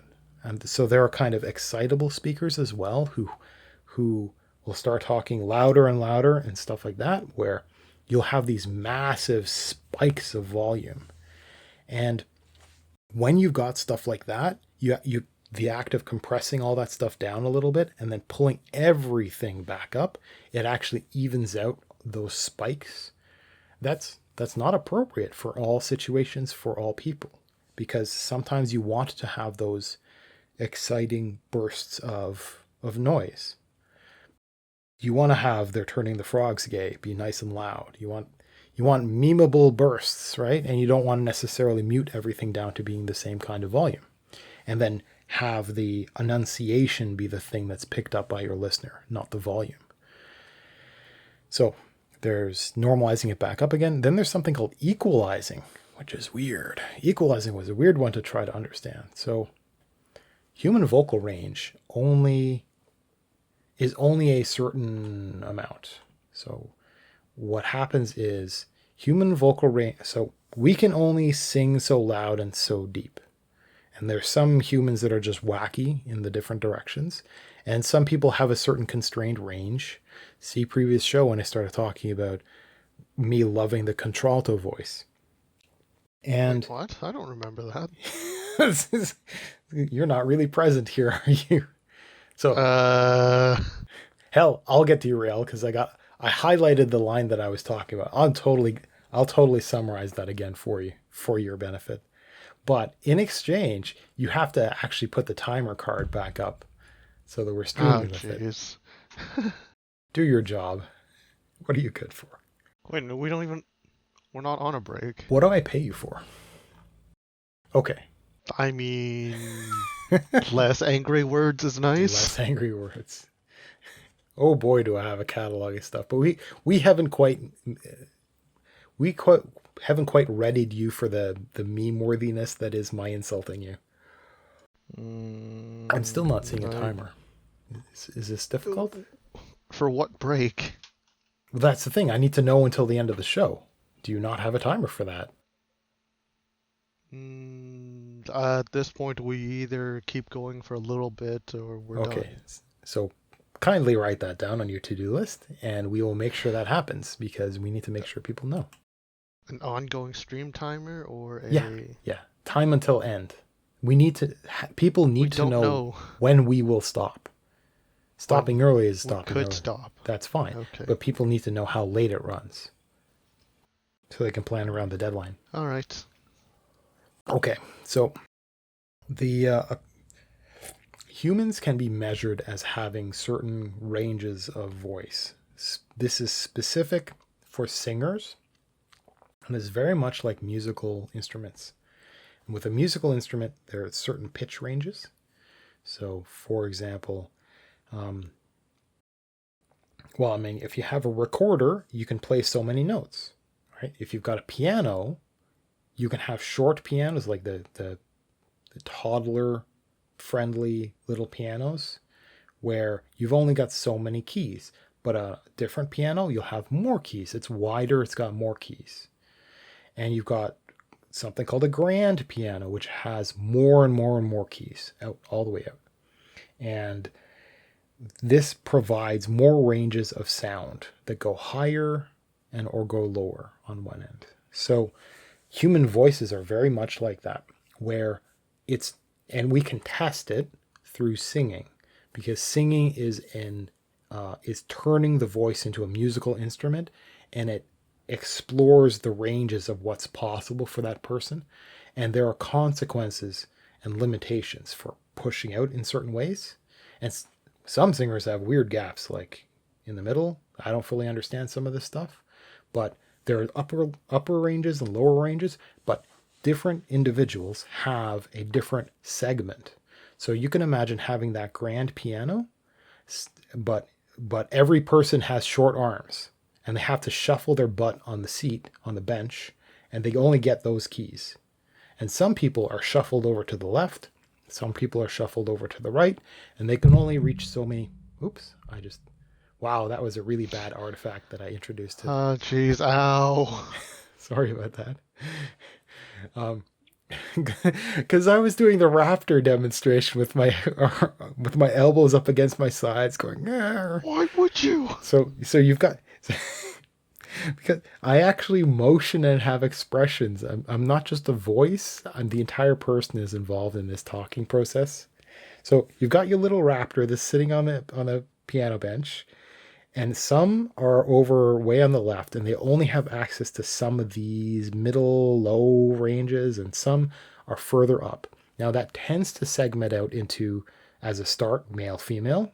Females are not universally higher pitch than most men. So there's massive overlap because, men and women are more similar than they are different. But women are common enough with the higher pitched sounds. And you so what you have is a vocal range, and you can start predicting certain things. You can test things. You can, well, what happens if this singer? So you get different names for these ranges of stuff. And so you have some men with these beautifully high pitched voices where their normal range is pretty high, but they're capable of these extraordinary feats. Extraordinary for men, but just unusual for women, because women are capable of that and higher more frequently than for men.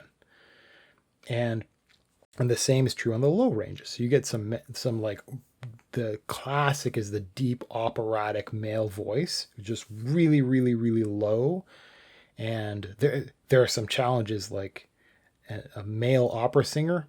They're incredible because it's when you have a lower voice, lower pitch, you have to open up the you have to pass more air in order to do that. And lungs are only so big. So you'll find, especially women with those really, like a Mariah Carey in her early days at least. I don't know what she's like now, but in her early days, she could hold those ridiculous high pitches and for a very long time with no breathing. So, and there's a lot of singers who will be able to construct sentences with no breath. And so it's just one inhale and then the entirety of the thing all the way. And it's because it's a higher pitch and it requires less air passage, I guess I could say. And so it's quite a feat for men down at the low range to be able to do that. And there's a particular, because I had explored all kinds of music to try to learn what I like. And I learned that the kind of voice I like, because most music are love songs, and so I like female singers.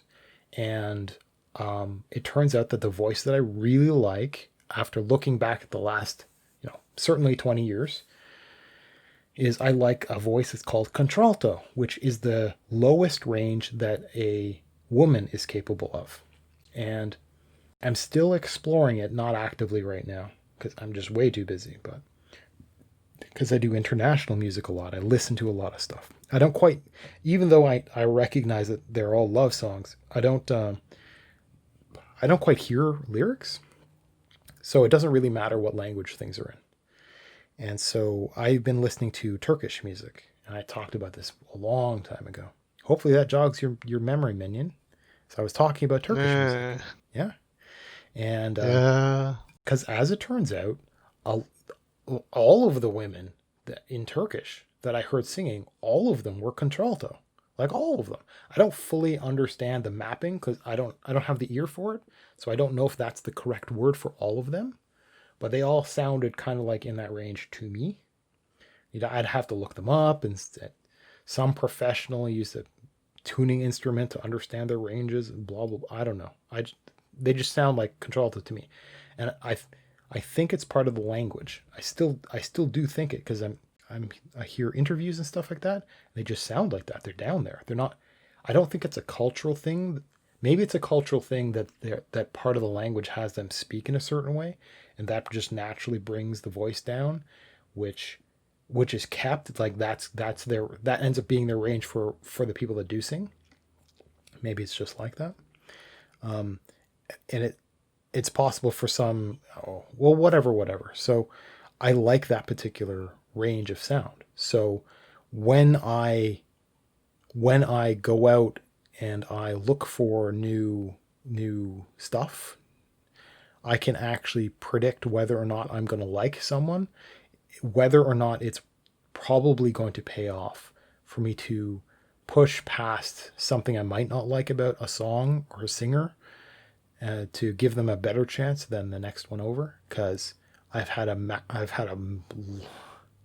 listened to so many, I don't know, tens of thousands of hours of music. Although there's far too much of the same songs on repeat kind of thing, right? Um, and that I have learned that there's just that it does come down to a certain vocal range, even even more than music is voice style seems to matter a lot to me. Oh heck, let me bring it up right now. So speaking of vocal ranges, one of the women whose singing I absolutely love, whose name I can't pronounce, so I'm going to look her up real quick.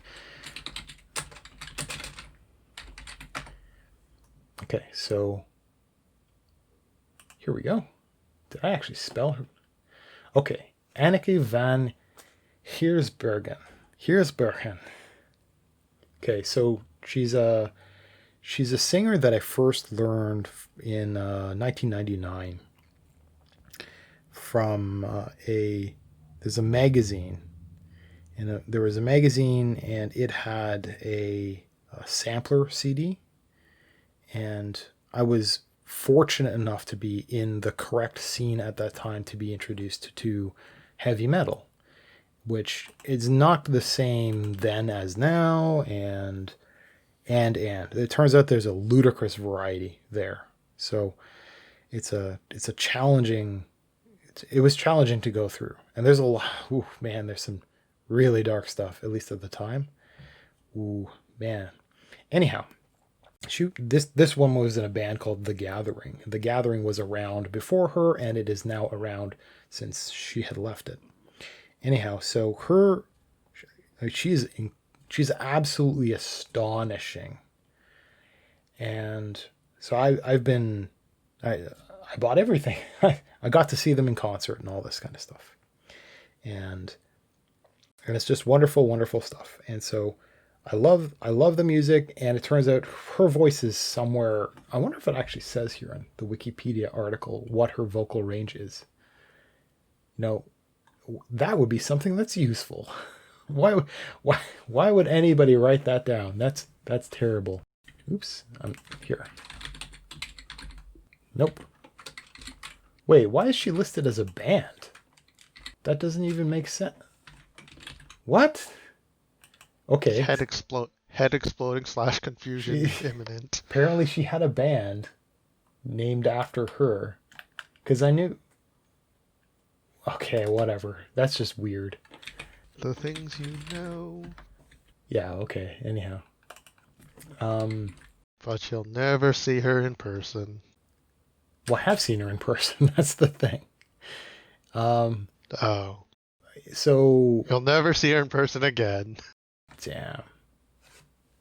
Man, it would be nice to actually get confirmation of her vocal range, but she's anyhow, right? We are not all things to all people, so I happen to like her a lot, and I was poking around, and thanks to the sentience of what is YouTube, I got a recommendation because I was poking around. I'm like, oh, I haven't heard this music in a long time. So I queued it up because I was playing with my new phone, because I was playing with new apps, and I got a YouTube replacement, and I'm tinkering with a different one, and I'm poking around, and YouTube recommends this other band. I'm like, oh, I'll just check this out. Because every once in a while I'm like, well, she's pretty. I wonder what she sounds like. And I'll just go through music like that. And it occasionally really pays off. And I actually thought about going over the kinds of music I like, but the problem is with copyright and stuff like that. Things have just become really bad, so I can't actually play any of the stuff I like. So it's, I mean, yeah, I'm salty about that. So I found a lot of bands that I really end up liking a lot of, and it turns out that she left the band The Gathering because, like, hey, by the way, women have babies. They're the one that actually have the babies. I know it's a shock. I'm sorry if there's some young people here, but it's a thing. And the thing is, when you've got a baby, you can't cart the baby around with you when you're on tour all day, every day, for years on end. It's not a thing. So she toured pregnant as a start. So like that, awesome. She did end up having to leave the band though, and it's one of these things where I'm like, she left, and I think she pushed to make sure that touring was really good for their last album, and then she left, and so I got to see her the last time she played in Toronto ever. And that was a wonderful experience because if there's anybody that's recorded it, you'll get my voice shouting at the last name of the last song, calling for it, which was nice because it's the song that first introduced me to them. And they were opening for a band called the Gathering was opening for a band called Lacuna Coil, and Lacuna Coil also has a contralto singer who I also like, and Lacuna Coil used to open when they toured. Used to open for the Gathering, and this was the Gathering opening for Lacuna Coil as their farewell. So it was really wonderful. Everybody else was going for Lacuna Coil because they were getting really really popular there. It's one of these. Oh man, there's this there's this misperception about heavy metal that there aren't women in it, which is the biggest joke ever. Because I also got to see in concert the literal queen of heavy metal. Like that's her title, and nobody's going to contest it ever. Her name's Doro Pesch. Tiny man, she's tiny. She's so little, and just a powerful presence. And I also got to see her in a tiny place in Toronto. It was wonderful. It was motivating. Anyhow, it was everybody else was going to see Lacuna Coil, who was on this tour. This like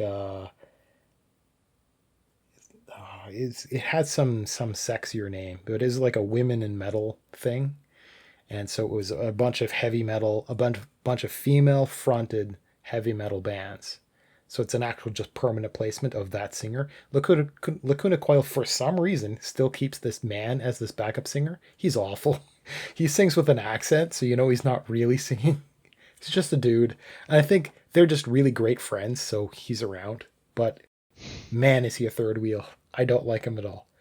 Um, so so it was rather nice. Everybody else came for that band, but I came for the Gathering. Of course, I wanted to see Lacuna Coil because I also liked them as well.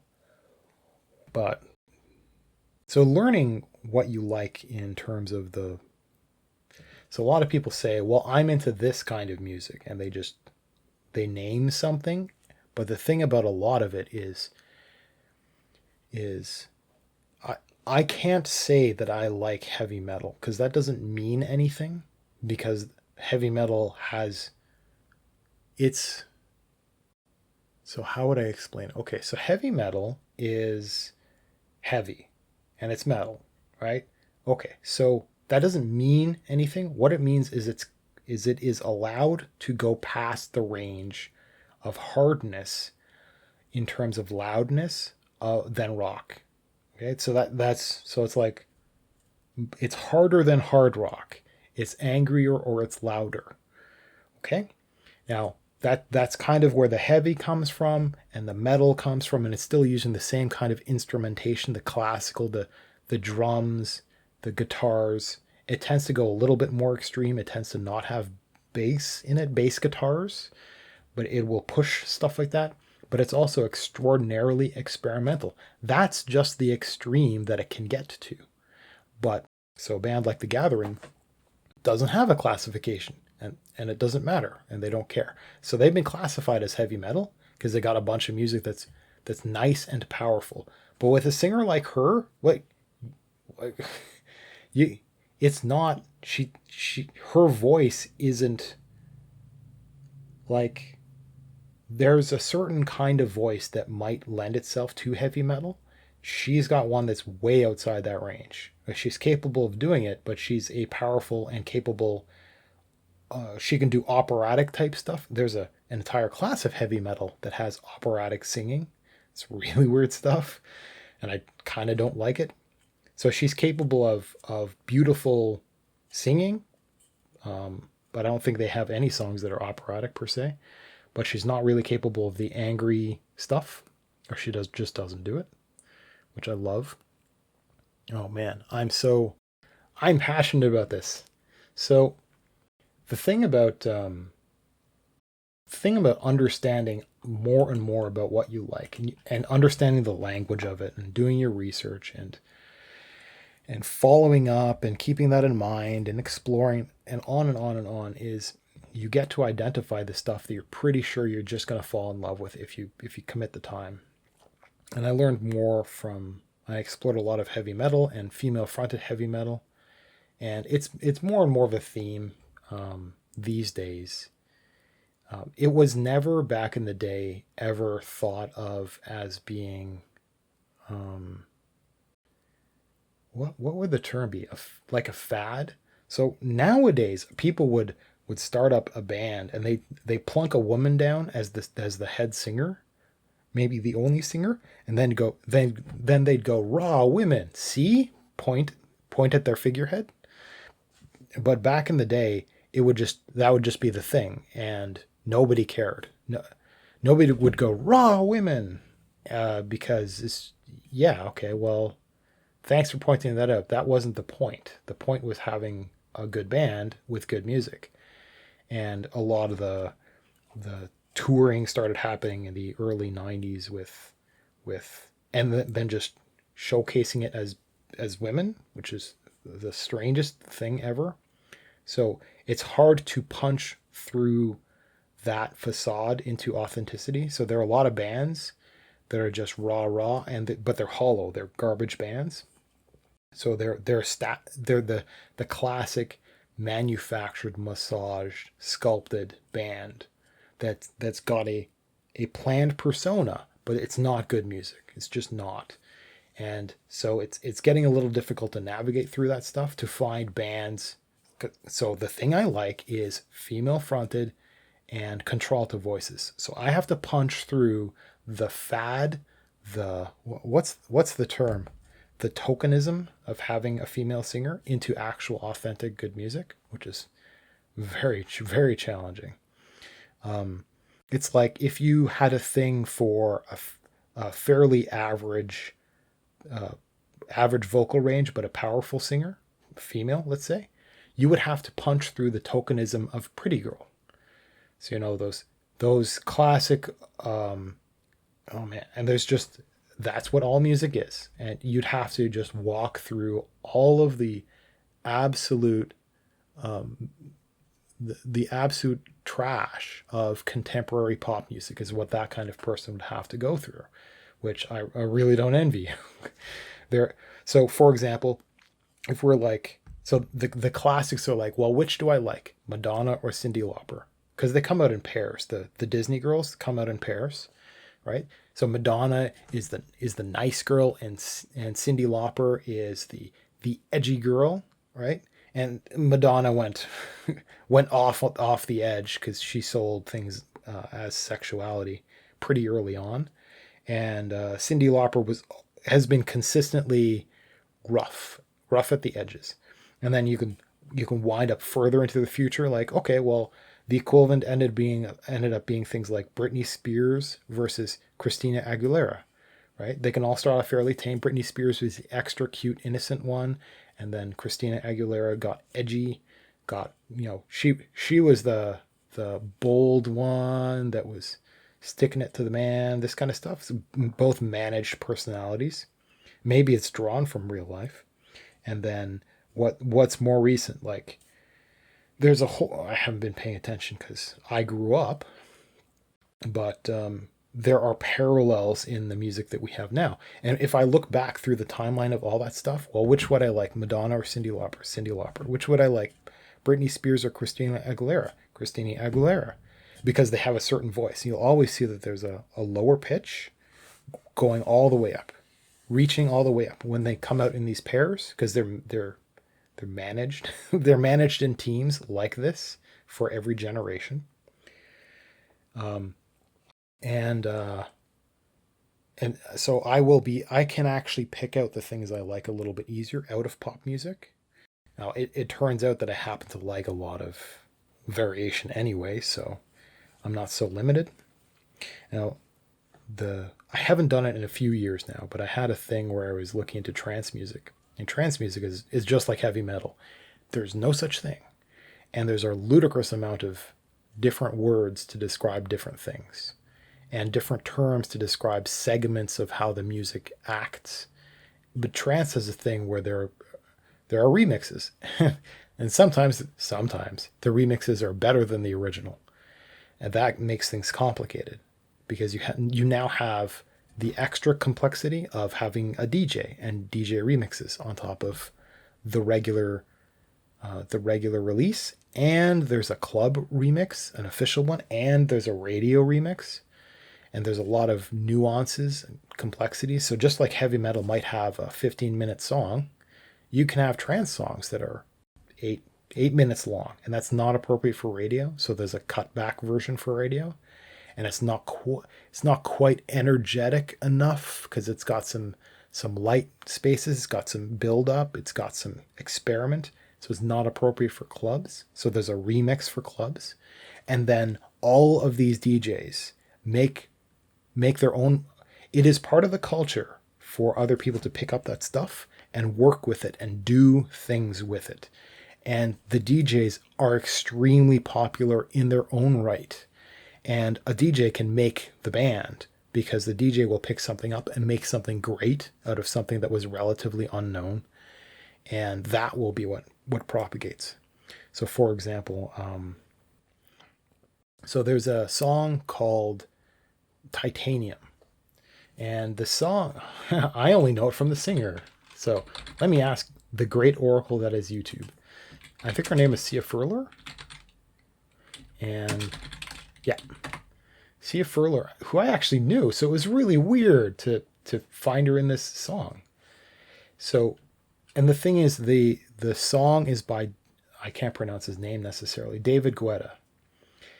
And the song made the singer. And she was saying that it's the most popular thing that's come out of her. And it took, I think, 45 minutes to do the singing for this song. And she's an incredible singer. But there are circumstances like that where a really good quality DJ will pick up another band, will remix their song into something. And it isn't necessarily because of the name of the DJ that they're lending their fame, because that's enough sometimes. But it's also, they took something and they made it great. They themselves are a master of their craft, and they're working with something that had good potential, and they saw it and they pulled it all out, and they released their flavor, and they're popular and their flavor is popular, and the band was great material to work with, and they make the song. They're the one that makes that song popular, even if it's only through their remix. But they also make the band more noticeable. They give them some boost, some lift. So yeah, that all came from you not remembering, Minion having a terrible memory for contralto. So contralto voice, female, low vocal range. I find it just more passionate. It's more substantial for me. And as it turns out, Turkish has a lot of that in it. So that's why it's been several weeks since I've actually cared about that, but I should probably get further into it.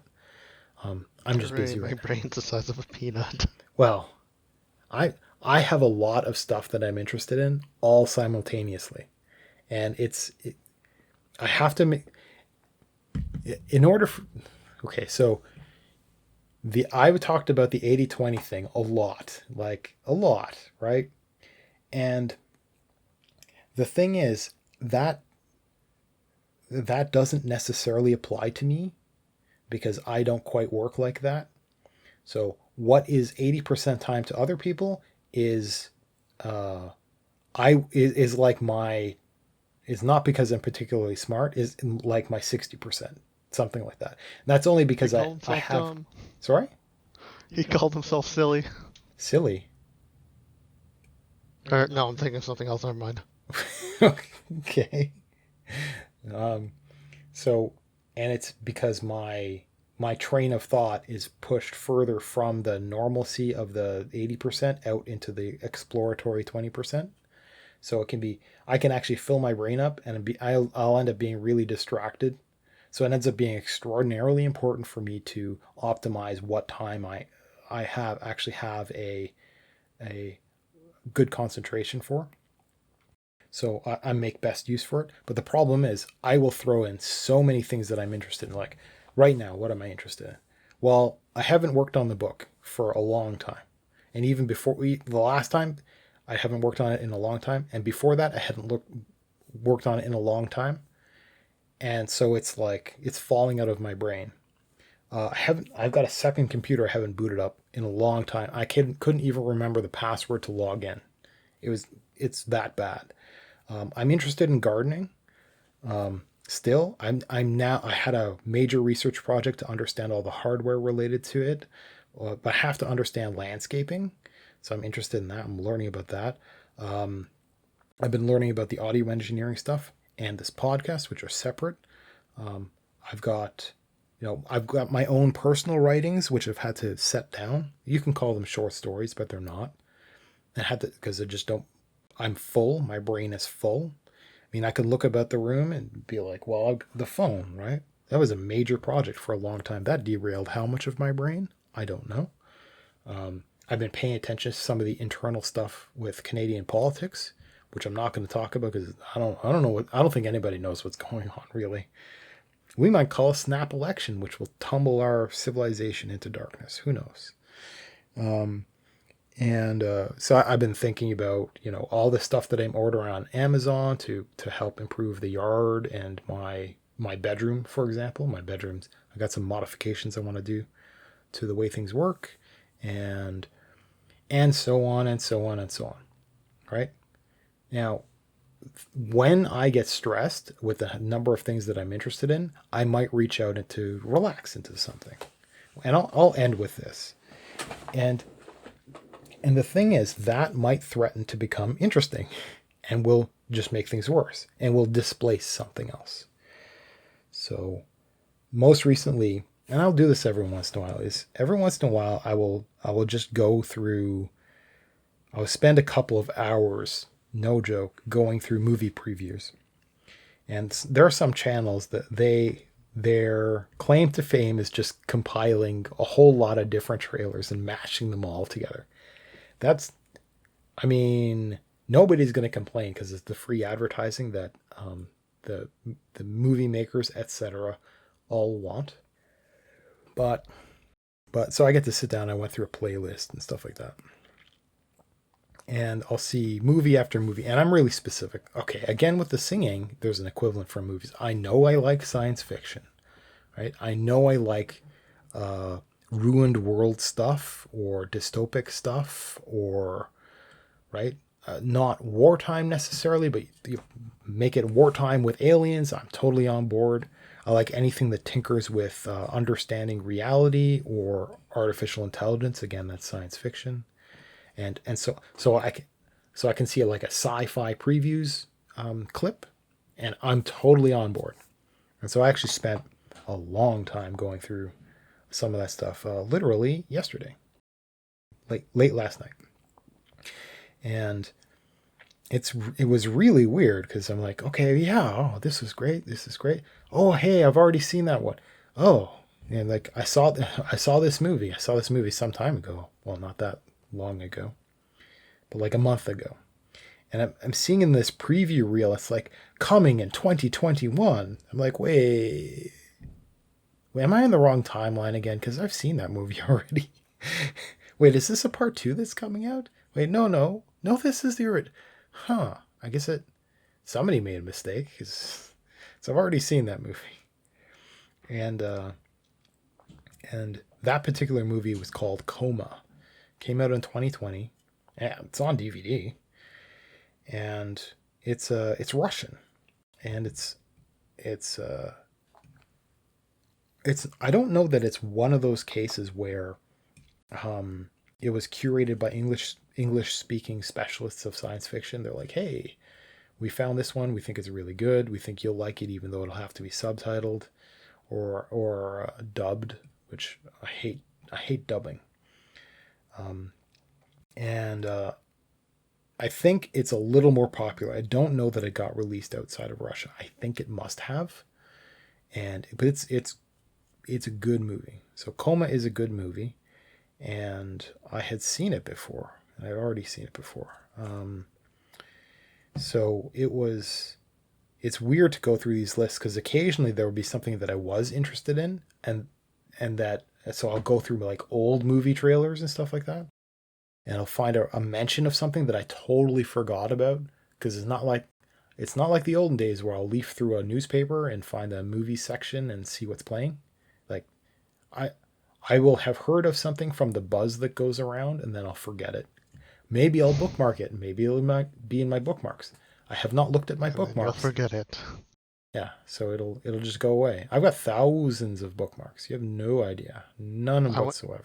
Can you actually say it's thousands, not close to the million? Well, I don't have a tool that helps me count them. So I don't think you would want to see that tool. I before I die, I'm going to go through my bookmarks. Who knows when you'll die? I might be mortal. I'm not really sure. So you should plan for the With worst. with a body that responds to pain. I don't think that's. Well, it's a great simulation, man. I think this is pretty Uh, interesting experience. I don't like the eyes though. I need new eyes or the back or well, I complain about everything, but I'm doing okay. are the extra amount of sensory? Well, yeah, I kind of have too much to work with, so whatever.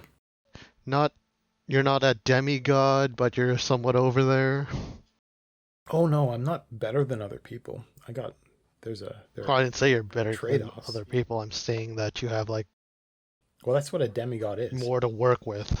Like a demigod, the classic description of a demigod is like when Zeus comes along yet again and seduces yet another woman or whatever, and and there is an offspring, and Zeus is like, nope, and leaves because Zeus is Zeus, and there's some half god wandering around, like who is literally half god, who's literally half Zeus, so has some muted version of the parent powers, so to speak, or something quite unique. And it's the heroic stories of ancient Roman or Greek gods that have these people. These They're great stories. You should totally learn about them. They're No, you dumb, but they're shouldn't. great.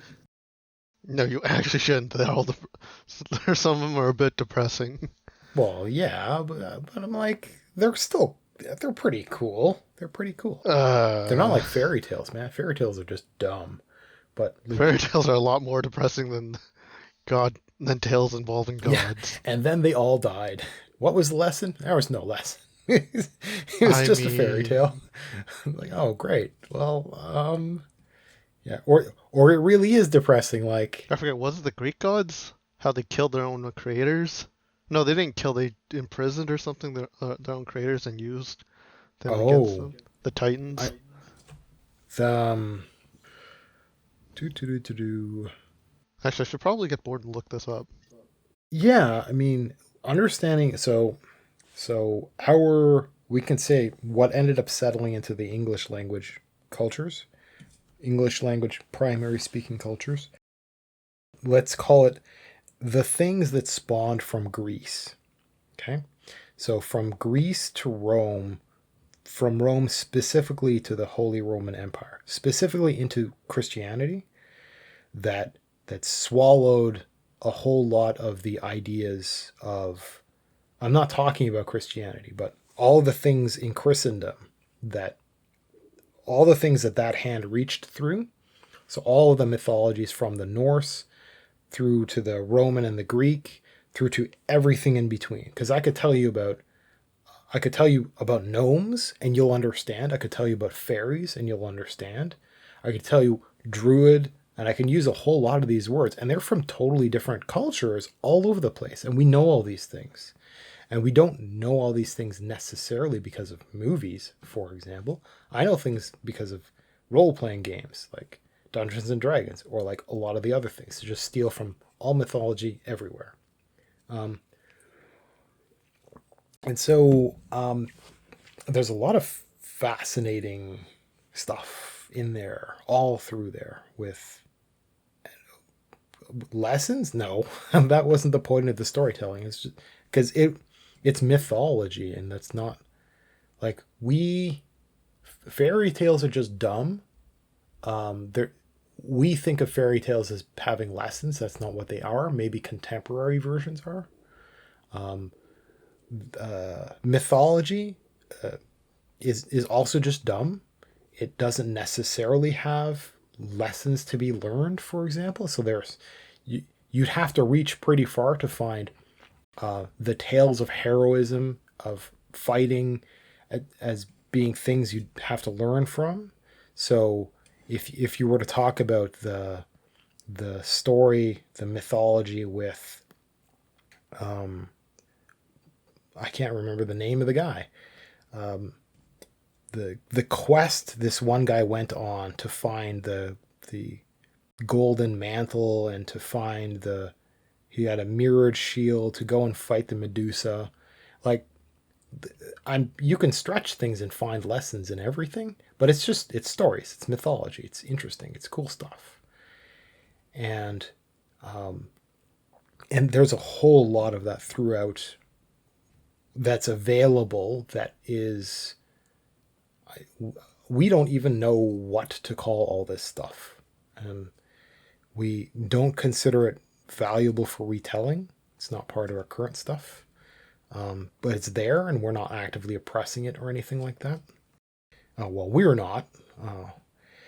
But it's wildly fascinating for, I don't know how to explain it. It's interesting. It's part of us. We take some of it, like Disney makes movies of some of it, and some of it's really cool and interesting, and all this kind of stuff. So we know about gingerbread houses and things like that come from fairy tales. That I don't think I've read that one yet. I'll get to that eventually. That was a different project of mine, is actually reading fairy tales on camera. I haven't done that in a very long time. I'm not even sure how to use my camera setup anymore because it's been so long. That's depressing. Okay. Hmm? All right. Well, seems that we're a bit over our time here. Are we 5 minutes over? Yeah.